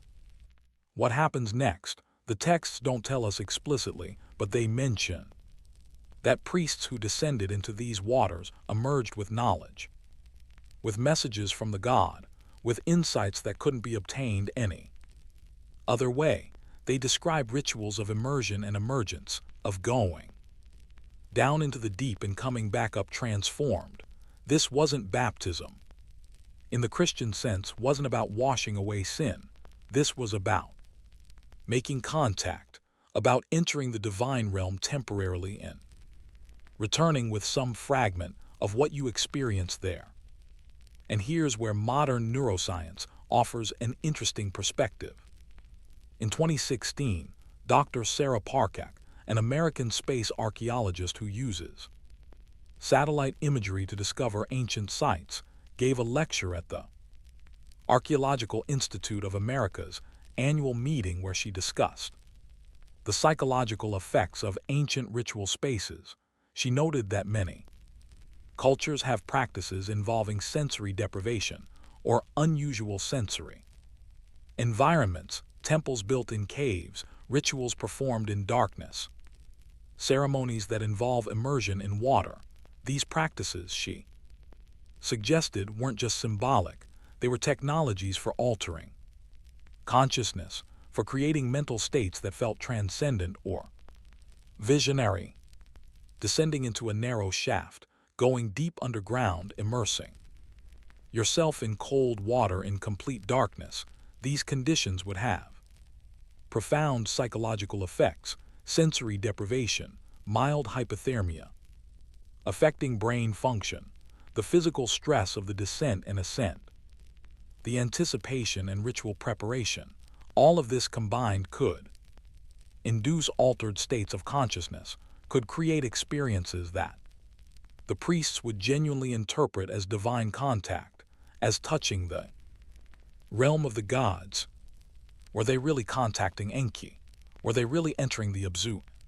Some metaphysical sense. We can't answer that, but we can say that they were having real experiences, powerful experiences that shaped their understanding of reality, and that reinforced their belief in Eridu's special status as a meeting place between worlds. The water at Eridu served practical purposes too, of course. The springs and wells supported the city's population. They enabled the sacred pool, where ritual ablutions were performed. They fed the gardens that surrounded the temple, creating a green oasis in the desert that must have seemed miraculous to visitors arriving from drier regions. But the water also served as a constant, tangible reminder of the cosmic reality the Sumerians believed in. Every time you drew water from a well at Eridu, you were accessing the Abzu. Every time you drank, you were consuming the substance of Enki's realm. Every time you irrigated a field or washed your hands, you were interacting with the cosmic ocean that had existed before creation and would exist after everything else had ended. This is what modern people often miss when we try to understand ancient religion. We think of it as abstract belief, as faith in things unseen. But for the Sumerians at Eridu, their theology was grounded in physical reality. The cosmic ocean wasn't an abstract concept, it was the water you could feel rising in the shafts beneath the temple. The gods' presence wasn't a matter of pure faith, it was confirmed by the springs that never ran dry, by the distinctive taste of water drawn from certain depths, by the experiences priests had when they descended into the darkness and emerged changed. And the Anunnaki's connection to this place, their decision to descend here specifically, made perfect sense in this framework. Of course they came to where the waters surfaced. Of course they established their first contact at the point where the cosmic ocean touched the earthly realm. Of course Enki, god of wisdom and sweet water and the deep, made this his primary dwelling place. The theology and the geography perfectly aligned, each reinforcing the other, creating an understanding of sacred space that was simultaneously physical and metaphysical. Dr. Craselius, in his 2003 study, included a fascinating appendix where he discussed the long-term history of the springs at Eridu. Using geological modeling and historical climate data, he estimated that the main springs would have been most vigorous during the period from about 5500 BCE to 2500 BCE, exactly the period when Eridu was at its height as a religious center. After that, changing climate conditions and possibly some geological shifts reduced the spring's flow. By 1000 BCE, many of the springs had probably dried up or become mere seeps, significantly reducing the site's water supply and making it less suitable for a large population. This timeline eerily mirrors Eridu's trajectory as documented archaeologically and textually. The city's greatest importance was in the earliest periods, when the temples were being built and rebuilt, when pilgrims came from across Mesopotamia to worship at the house of the cosmic deep. As the springs diminished, so did the city's population and influence. By the Neo-Babylonian period, Eridu was largely abandoned, though it retained its reputation as a sacred site. Kings still visited occasionally to make offerings, to pay respect to the ancient temple, but the living city was gone, and the springs that had made it special were mostly dry. The Sumerians saw this decline through the eyes of faith. Enki, their god, had pulled away. The Abzu, the deep, life-giving waters, was vanishing. The old days when gods and people mingled were slipping away. The line between worlds grew sharper. What used to be a meeting ground turned into a memory, then a ruin, just a whisper of a golden age gone by. Still, the water left its mark. Even now, if you look at satellite photos, you can spot the ancient water channels stretching out from Tel Abu Sharin. You can pick out the spot where the sacred pool once sat, now just a shallow dip in the earth. And if you show up after rain has soaked the ground, you might see damp patches where water pushes up, where the old springs try weakly to flow again. The Abzu isn't gone. Not really. It just sleeps under the sand, waiting for the right moment to rise again. Picture the priests at Eridu near the end, maybe around 600 BCE, when Nabonidus tried to bring the temple back to life. They knew the old stories. They'd heard that once the springs gushed without stopping, the sacred pool never dried up, and the gardens of Eridu were the envy of Mesopotamia. But in their time, the springs faltered. They had to ration every drop. The pool often sat empty, filled only now and then for rituals, the water hauled in jars from far away. What ran through their minds? Did they blame themselves, thinking their prayers weren't enough? Did they see decline as something you just couldn't stop, a slow slide from greatness to something less? Maybe they hoped that if they rebuilt the temple just right, if they nailed every ritual, the waters would come back and the link to the Abzu would be restored. We don't know. They didn't write down their doubts or their fears. They just kept going, kept tending the temple, kept up the rituals, fetched what water they could, held tight to traditions that stretched back thousands of years, to when this place overflowed with water and the presence of the gods. And then the priests left, or died. No one came after them. The desert moved in. The springs dried up for good. Sand filled the old channels. The sacred pool became just another hollow in a mound of earth. The meeting place of gods and humans fell silent. But deep below, the Abzu is still there. The aquifer flows, slow and hidden. The fault in the bedrock still cracks open a path for water, just like it did 5,000 years ago. The same underground magic that created Eridu hasn't disappeared. The springs can flow again. If the rains return, if someone clears the old channels, if the ancient systems are restored. This meeting place isn't dead, only resting. The waters of creation still move in darkness under the sand, waiting, timeless and patient. Just the way they were at the beginning, just as the Sumerians believed they would be at the end. The cosmic ocean endures, keeping its secrets, guarding its memories, holding the knowledge Enki left behind when he came down to build his temple at the place where fresh water meets salt, where earth brushes up against the deep, where heaven and the Abzu touched in the heart of the world's first city. Beneath the sands, the Layers time for God. Let's dig a little deeper, not just into Eridu's meaning, but right into the dirt under the temples. Because honestly, what's hidden below often feels even more mysterious than anything built above ground. Archaeology tears things up by nature. You've got to pull out what's on top if you want to see what's under it, and there's no way to put it all back the way it was. Every dig changes things for good. That's exactly why archaeologists take their time. They leave some areas untouched. They document everything down to the smallest detail, knowing that once they cut into the earth, that slice of history is gone for good. At Eridu, Safar and Lloyd had some hard calls to make. Time wasn't on their side. Money wasn't either.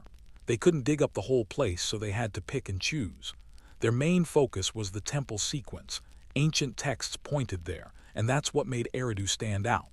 But they threw a few trenches into other parts of the site too, hunting for the city's full reach, trying to figure out how many people once called it home and how they lived.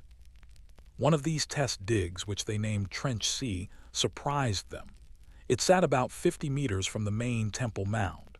The idea was to find regular houses, streets, all the stuff of daily life. And they did: pottery, tools, grain pits, the usual mess left behind by city dwellers thousands of years ago. But when they kept going, right to the bottom of Trench C, they hit something odd. Beneath the earliest houses, under the level lining up with Temple XVII, there was a layer that just didn't fit. People had been there, no doubt about that, but the artifacts were off. The pottery wasn't Ubaid, but it wasn't crude either. It was just different. Nothing else quite like it shows up in any Mesopotamian collection. They found weird objects too. Small stone items, maybe tools, maybe something else entirely. And strangest of all, there were foundation stones for a building that was long gone. Only the lowest stones were left, buried and forgotten. Safar and Lloyd wrote about this strange layer, but they couldn't go any further. No time, no budget. They took some samples, sketched what they could, and moved on. That mysterious layer ended up as a side note in their report, a puzzle left for someone else with better luck and better gear. Someone did come back, but not until the 1970s. By then, Iraq's politics were a mess. Foreign teams couldn't just show up and dig wherever they wanted. Still, American universities, especially Penn and Chicago, kept up connections, and every now and then, a joint dig got the green light. That's how, in 1975, Dr. James Armstrong from Penn led a small group back to Eridu. Armstrong's team had tools Safar and Lloyd could have only dreamed about. Ground-penetrating radar, for starters, which let them peek underground without lifting a shovel. Magnetometers that picked up magnetic changes caused by buried walls or buildings. Resistivity meters that measured how easily electricity moved through the dirt, showing where the soil had been disturbed. Stuff originally built for the military or industry, now rigged up for archaeology.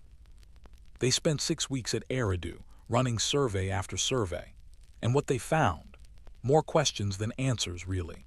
The radar picked up clear signs of structures below the layers anyone had ever excavated. Not just a couple odd buildings. This looked like a planned settlement, maybe even older than Temple XVII, pushing the city's origins even further back in time. The strangest thing, though, was the pattern of underground voids. These weren't just random empty spots. They clustered around the main mound, almost like someone had placed them on purpose. Armstrong's team started to wonder if these were the legendary underground chambers from Sumerian stories, the lower levels of the Iabzu temple, the deep spaces where the god Enki kept his secrets. The problem was water. The survey data suggested these features were below the current water table. Excavating them would require pumps, running continuously to keep the trenches dry. The soil at that depth was unstable, likely to collapse, and Iraqi authorities, understandably protective of this important site, were not comfortable authorizing in excavation that might destabilize the entire tell and cause the visible remains to collapse. So Armstrong's team documented their findings, published a preliminary report suggesting there might be significant structural remains beneath the excavated levels, and left Eridu with its secrets intact. That was 1975, and to my knowledge, no one has been back since with the intention of investigating those subsurface anomalies.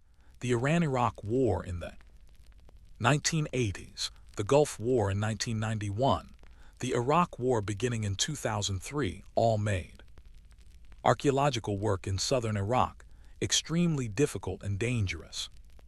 Some sites were damaged by military activity, others were looted during periods when government control collapsed. Eridu, fortunately, was remote enough and already enough of a ruin that looters didn't target it, but neither did archaeologists. So the question remains, what lies beneath the deepest excavated levels? At Eridu, are there older structures, earlier temples, evidence of occupation extending back before 5400 BCE? The texts say there are. The geophysical data suggests there might be, but we don't know.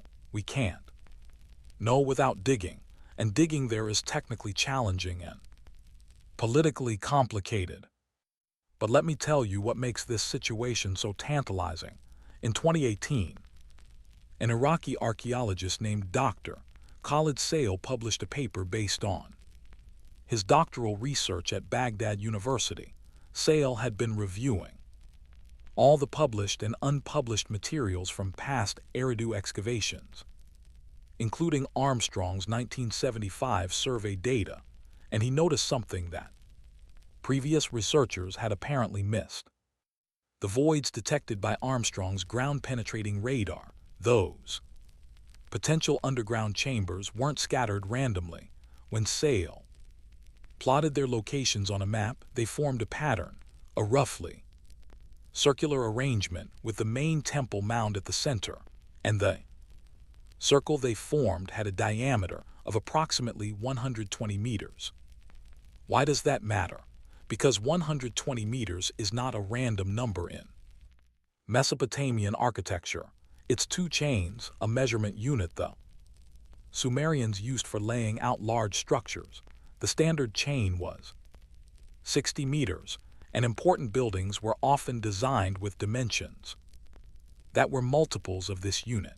A circle with a diameter of 120 meters would have a circumference of approximately 377 meters, which is close to 6.3 chains, another meaningful number in Sumerian mathematical texts. Sale's hypothesis is this: the voids aren't random, they're the remains of a large planned structure that surrounded the temple mound. Possibly a circular wall or a ring of underground chambers, deliberately built as part of the original sacred precinct. And if that's true, if there's a massive circular structure buried beneath Eridu, then we're looking at something far more complex than anyone previously imagined. Think about what that would mean. The earliest excavated temple XVII at 5400 BCE, is already sitting within this larger structure, which means the circular feature, if Sale is right, predates 5400 BCE. It's older than the oldest excavated architecture. It's older than the beginning of civilization as we define it. And if it's a deliberate structure, if it's not just geological accident, then someone built it. Someone designed it. Someone organized the labor and resources to create this massive circular feature centered on the spot that would become Eridu. Who were they? The texts say it was the gods. They say the Anunnaki descended here, that Enki established his dwelling here, that this was where civilization began, not through human innovation, but through divine instruction. But if we're looking for a naturalistic explanation, if we want to understand this in human terms, we're looking at a culture that predates the Sumerians as we know them, a people who had the organizational capacity and technical knowledge to create large-scale architecture, but who left so little trace that we can barely detect their presence. This is the kind of discovery that changes textbooks, that rewrites chronologies, but it's a hypothetical discovery. It's based on interpreting geophysical data that's almost 50 years old, data that was collected with relatively primitive equipment by today's standards. Modern ground-penetrating radar is far more sophisticated, far more detailed, but no one has brought modern equipment back to Eridu to check Sale's hypothesis. His paper was published in an Iraqi academic journal that doesn't have wide international circulation. Most archaeologists specializing in Mesopotamia probably haven't even heard of this work. And that's the tragedy of archaeology in conflict zones. Important sites sit unexamined, crucial questions go unanswered because the political and security situation makes research impossible.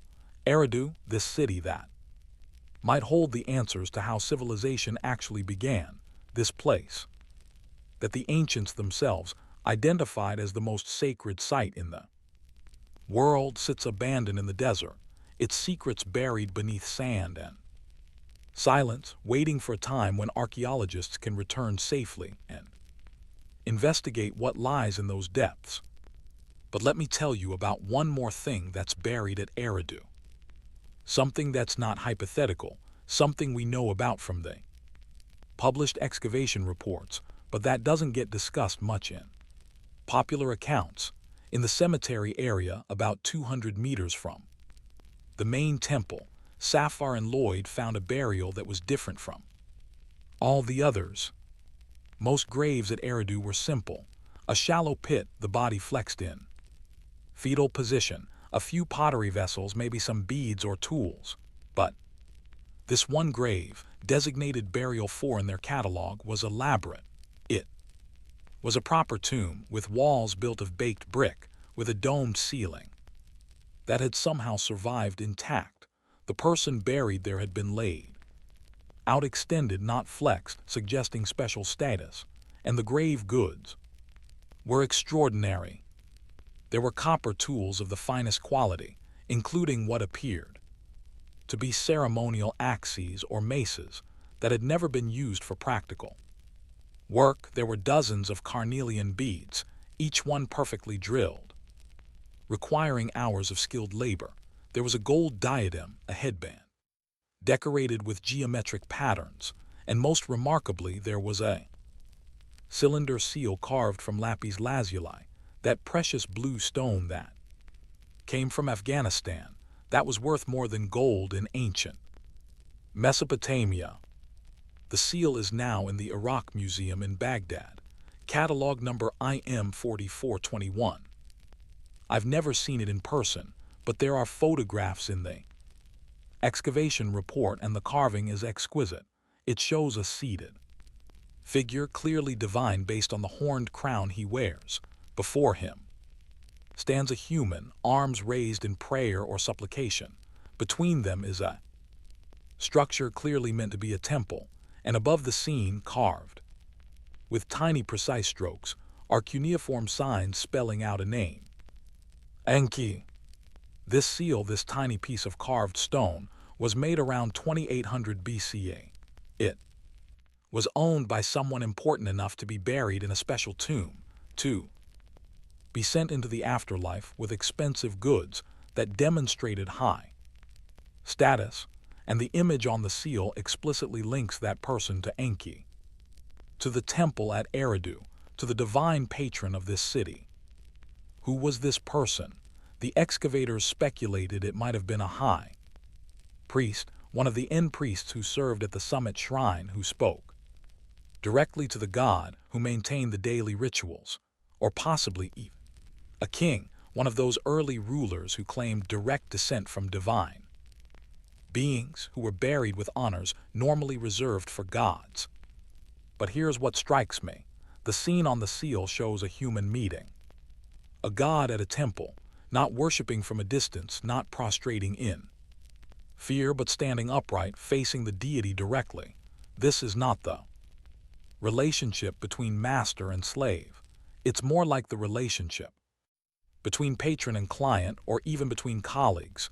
The human is clearly subordinate, yes, shown smaller in size, positioned lower in the composition, but there's accessibility in this scene, possibility of direct contact, suggestion that the boundary between human and divine could be crossed, at least for special individuals in special circumstances.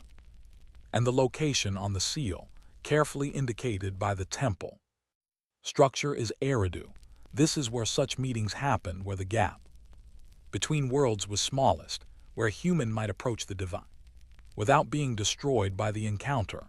This is what the city represented, what its whole reason for existence was about: contact, communication, relationship between earth and heaven. The person in Tomb 4 carried this seal with them into death, clutching it like it was their most treasured thing, or maybe just the one thing that truly defined who they were. When their soul finally arrived at the underworld, standing in front of the judges before the Anunnaki who handed out fates, this seal would speak for them. I served at Eridu. I cared for the god's house. I watched over the place where heaven brushed against earth. No matter what else I did, good or bad, I did that. Let me be remembered for this. Fast forward 3,500 years. Archaeologists cracked open that tomb, and the seal was still right there, still holding onto its message, still reminding us of the bond between one person, one god, and one extraordinary place. Now it sits in a museum, cataloged, studied, photographed. But in a way, it hasn't stopped working. It's still telling stories about Eridu, still insisting that what happened there mattered, still keeping alive the memory of a place the ancients thought was the root of everything that followed. It's getting late now, both in the story and, I hope, for you as you drift off. We've wandered through Eridu at its peak, watched its temples climb toward the sky, watched the priests do their old rituals. We've pored over the tablets, sorted through the claims, sifted the evidence. We've dug through layers of time, down through 18 temple levels and more, chasing origins that always seem to slip away just as we get close. What's under it all? Maybe there are hidden chambers, passages digging down toward the cosmic waters, maybe even traces of something older than anything we've found. Or it could just be Earth, layer after layer, the leftovers of 1,000 years, the slow buildup of time itself. We won't know until someone goes back with a shovel and picks up where history, war, and human limits made us leave off. But honestly, the biggest mystery is what's left in the dirt. It's not about the artifacts or the ruins. The real question is why this place mattered so much. Why did the Sumerians keep coming back, rebuilding, refusing to let go even as their world was falling apart, even when other cities took over, even when it made sense to move somewhere else? What happened here that we can't see in broken pottery or old bricks? What did they feel? What vision or presence turned this mud and water sacred? The stories talk about the Anunnaki coming down. The myths say Enki made his home here. Believers say this was the spot where heaven and earth first touched, where civilization began. But maybe it's not so complicated. Maybe this was simply the first place people felt something bigger than themselves, something worth building for, something worth worshiping.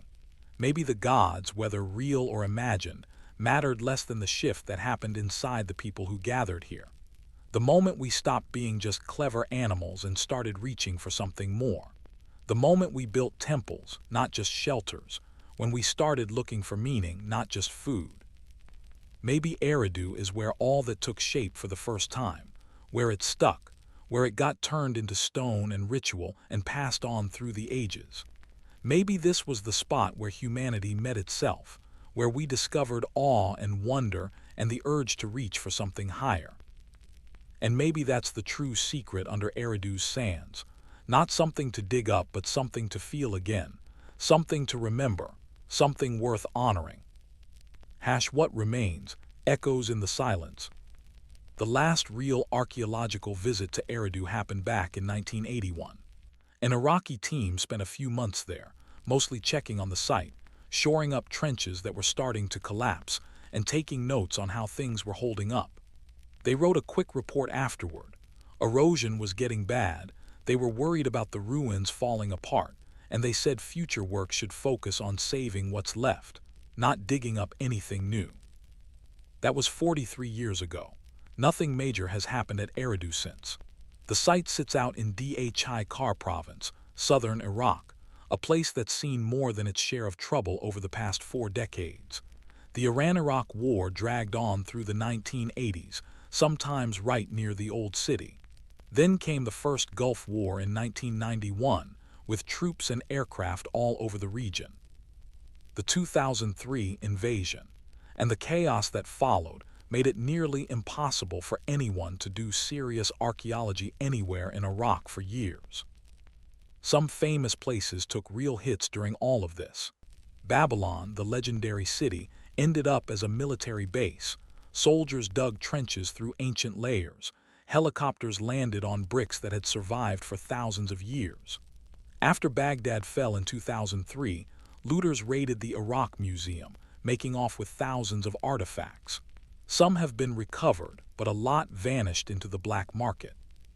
Whole collections of cuneiform tablets disappeared, their original archaeological context lost for good. Eridu, in a way, got lucky. It's out in the middle of nowhere and already looked like a ruin, so it dodged the worst of the destruction. But it also missed out on any help. Nobody stepped in to protect it or do conservation work. The mud bricks that archaeologists uncovered in the 1940s have just been sitting there, baking in the sun and dissolving in the rain for 80 years. Every storm, every scorching summer, every cold winter chips away at them a bit more. Give it another generation, and there might be nothing left above ground, just a mound of earth hiding whatever secrets remain. If you pull up Eridu on Google Earth, you'll see what I mean. From above, there's a low rise in the flat landscape. That's the old city. You can spot the scars of excavation trenches and maybe a dirt track leading in, probably used by shepherds or the odd visitor. But there aren't any buildings, no signs of work, nothing to show anyone's really paying attention to what was once the most sacred city in the world. Still, Iraqi archaeologists haven't forgotten about Eridu. The State Board of Antiquities and Heritage keeps it on the list of protected sites. Every so often, officials drop by to check on things. In academic journals, you'll see calls for new digs or for international teams to come help pick up where things left off in 1981. But Iraq's got bigger problems. War, rebuilding, healthcare, just trying to keep the country running. Archaeology, important as it is, takes a back seat. So Eridu waits. The desert doesn't mind waiting. The ruins don't either. Time crawls when you measure it in thousands of years. What's a few decades here or there after all? But there's a small reason to hope. In 2019, the American Schools of Oriental Research, an old organization that's been backing archaeology in the Middle East for ages, held a meeting focused on saving Iraq's heritage sites. Iraqi and American scholars talked about the damage, pitched ideas for conservation, and one whole session zeroed in on Eridu. Dr. Elizabeth Stone from Stony Brook showed satellite images tracking the site's changes over 40 years. Sure, there's erosion, but it's not hopeless. The heart of the mound is still there. With the right conservation work, those exposed ruins could be saved. And if archaeologists ever get a chance to return, careful digging could still uncover a lot. There's still time if people care enough to act. More excitingly, Dr. Stone had been working with Iraqi colleagues to create digital 3D models of Eridu based on all the existing archaeological data. The original excavation reports, the photographs, the survey maps, everything that had been published over the decades. Using photogrammetry and digital reconstruction software, they were recreating the ancient city virtually, allowing people to visit Eridu and walk through its temples without ever going to Iraq, without risking damage to the actual remains. This virtual Eridu exists now online, accessible to anyone with internet connection and VR equipment. You can stand in the summit shrine of the ziggurat, can look out across the city as it might have appeared in 2500 BCE, can descend to the sacred pool and imagine priests performing there. Ablutions, it's not the same as being there, of course. Digital reconstruction can't capture the texture of ancient brick, the smell of desert dust, the particular quality of light in southern Mesopotamia. But it's something. It's a way of bringing Eridu back to life, of making it accessible, of ensuring that even if the physical site continues to erode, the memory of what stood there won't be lost. There are also proposals for future work when conditions permit. UNESCO has expressed interest in designating Eridu a World Heritage Site, which would bring both international attention and resources for preservation. Several universities, both Iraqi and international, have preliminary excavation plans in their archives, ready to be implemented when political and security conditions allow. Ground-penetrating radar technology has advanced dramatically since the 1970s. Modern equipment could probably resolve whether those subsurface voids are chambers or geological features without excavating a single trench. But all of this depends on Iraq stabilizing, on security improving, on funding being available, on international cooperation being possible. And none of that is certain. So for now, Eridu remains a promise. Potential, a site whose greatest revelations might still lie ahead but might also never be realized. Meanwhile, the scholarly work continues in museums and universities far from Iraq. The tablets found at Eridu and other Sumerian sites are still being studied, translated, reinterpreted. New connections are discovered between texts, new patterns emerge from analysis, our understanding of Sumerian religion, of their cosmology, of what they actually believed about the Anunnaki and Eridu, and the meeting of heaven and earth is constantly evolving. One recent development that's particularly interesting came from a linguistic analysis published in 2021. Dr. Jeremy Black of Oxford, working with the electronic text corpus of Sumerian literature, did a computer-assisted analysis of how the word Eridu is used across the entire corpus of Sumerian texts. He found that in the oldest compositions, the city is always described with the prefix Iraqi, meaning great city, but more specifically, the texts use a phrase that translates as the great city which was first. The emphasis is on primacy, on being first, not biggest, not richest, not most powerful, first, original, the prototype from which all others derived. And this linguistic pattern is consistent across hundreds of texts spanning over 1,000 years, the Sumerians never stopped thinking of Eridu as first, even when it was clearly no longer first in political or economic terms. Dr. Black suggests this indicates that being first wasn't just a historical claim, it was theological. Eridu's identity was bound up with origins, with beginnings, with the moment when something new entered the world, and maintaining that identity meant constantly reasserting the city's primacy, constantly reminding people that this is where it all started, constantly pointing back to that originary moment when the Anunnaki descended and civilization began. This is mythology as a foundation in the most literal sense. Eridu's creation story wasn't just a tale the Sumerians passed around. It was the starting point for everything they built. Their whole civilization grew out of that first moment, that first temple, that first meeting between humans and gods. The pattern set there shaped everything that came after. Maybe that's why Eridu still matters, why 5,000 years later we keep coming back to it. Archaeologists still dream about digging deeper, hopping to find something more. There's something about origins, isn't there? We all want to know where we came from, how we got here, what made us who we are. The Sumerians had an answer. It started at Eridu. The Anunnaki came down. Enki taught them how to live in cities, how to build, how to survive together. The blueprint for urban life was set. Sure, the story isn't literally true, not the way they told it. The Anunnaki weren't real in any historical sense. Enki is a myth, powerful and meaningful, but a myth all the same. Still, the myth points to something real. Something did happen in southern Mesopotamia around 5400 BCE that set civilization in motion. People shifted from scattered villages to organized cities. Knowledge spread, writing appeared, architecture evolved. These things are facts, backed up by archaeology and science, not just ancient stories. And Eridu was there, right at the beginning.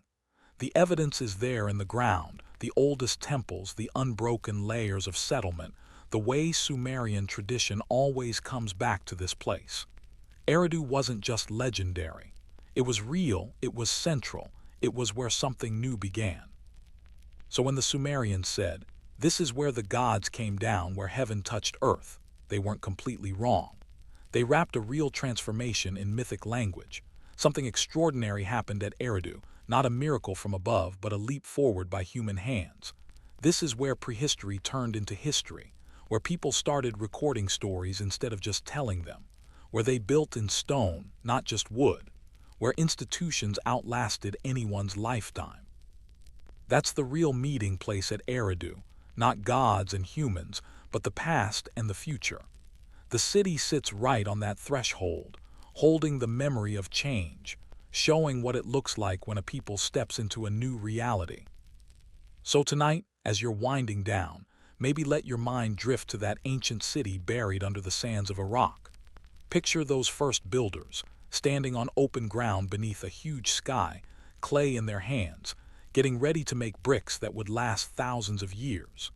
They must have known, on some level, they were doing something that would echo forward, something that would make them remembered. They couldn't have pictured us, not our world, not our technology, not the idea that someone far away would one day read their words pressed into clay. But they built anyway, carefully, with focus, with a kind of devotion that reached past their own lives.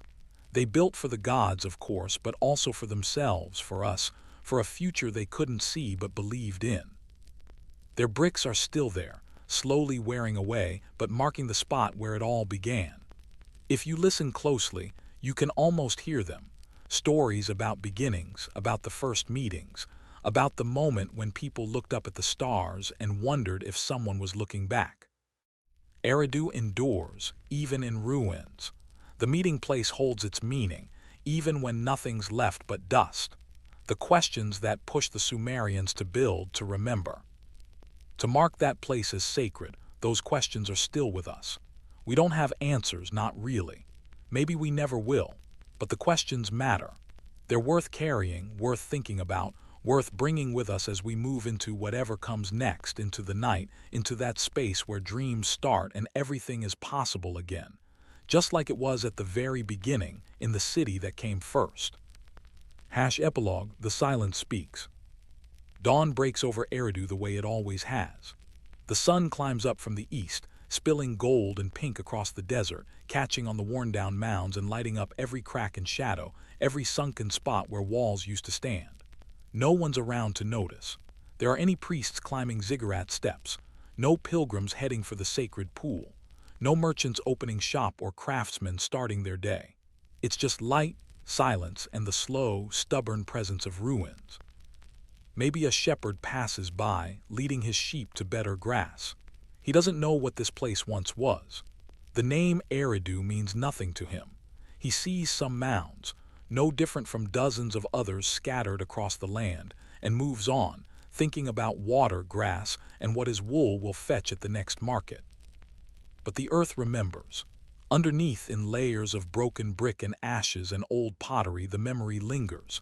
Every object placed by ancient hands, every offering buried with a whispered prayer, every seal pressed into clay, every bone laid to rest, they're all still there. Not waiting for anything, really, just patient, timeless, unbothered by whether anyone finds or understands them. That's what archaeology brings back, the evidence.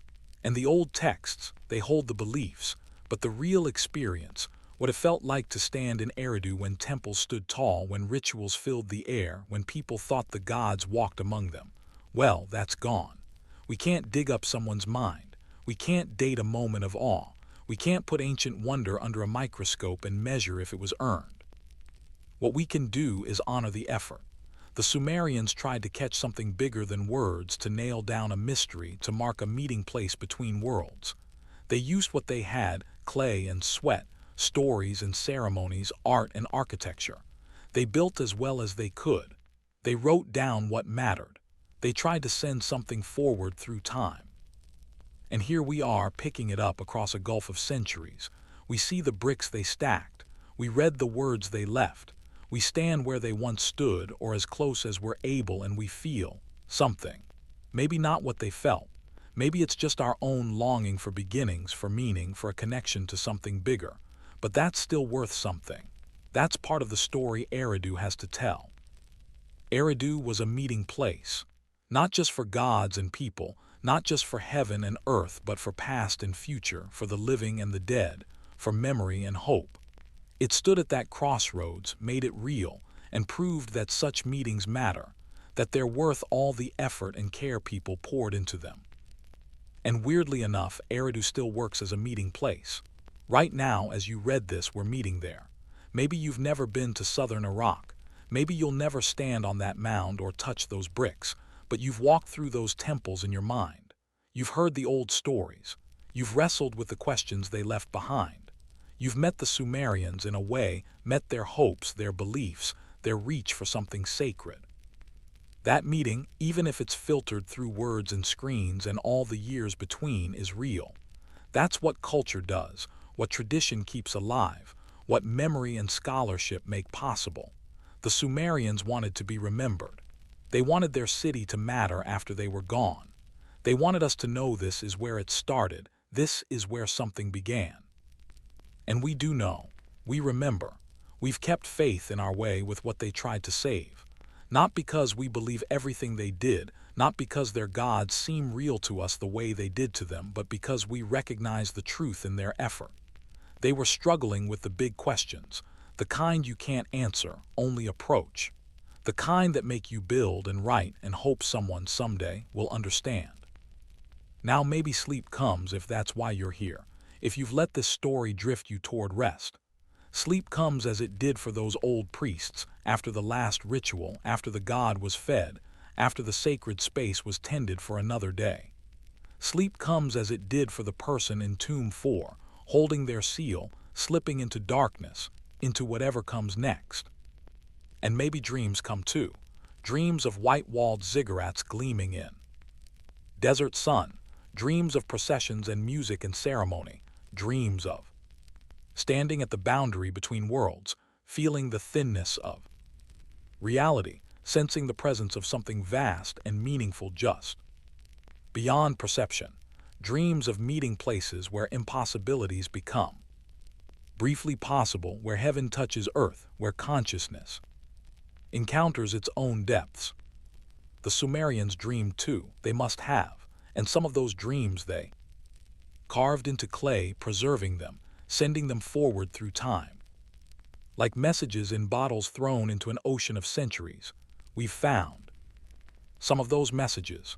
We've read them, studied them, debated them, built entire academic careers around them.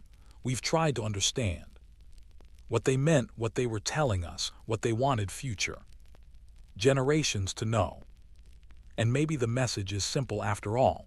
Maybe it's just this: we were here, we built something, we believed something, we tried to reach beyond ourselves toward meaning. We marked this place as sacred because we experienced something here that felt important, felt transcendent, felt worth preserving. And you, in your time, in your place, far from these ruined mounds in the Iraqi desert, you've heard that message. You've let it enter your consciousness, shape your thoughts, accompany you into sleep. And in that sense, the meeting place still functions. Eridu still stands. The temple where heaven touched earth still exists, not in brick but in belief, not in architecture but in imagination, not in space but in story. Sleep well, the ancients are patient. Their stories will be there when you wake, their questions will remain, their ruins will continue, weathering, slowly returning to earth, but carrying still the essential message. We try to build something permanent, something meaningful, something that would last. And in the trying, in the building, in the devotion spanning centuries, we succeeded. Not perfectly, not completely, but enough. Enough that 5,000 years later, someone remembers, someone tells the story, someone marks the spot, even if only in words, even if only in imagination, even if only for the space of a sleep story where heaven touches earth and all things begin again, as they did once, as they always do, in the eternal dawn breaking over the first city where the Anunnaki met the Sumerians and everything changed forever, where the meeting place was marked and memory began. The silence speaks, the ruins remember, the desert keeps its secrets. And somewhere beneath the sand, beneath the centuries, beneath all that has been forgotten, the foundation stones remain, placed by hands that shaped wet clay into permanence, that built a meeting place between worlds, that left us this legacy of questions and wonder, and the simple, profound fact of having tried to reach for something beyond themselves. This is Eridu. This is where it happened. This is where we began. Sleep now, the story is complete. The meeting has occurred. The journey ends where all journeys end, in rest and peace, in the letting go of questions, into the darkness that waits patiently for consciousness to dissolve and dreams to rise like smoke from ancient altars, carrying prayers toward stars that watch then and watch now and will continue watching long after these words fade into silence.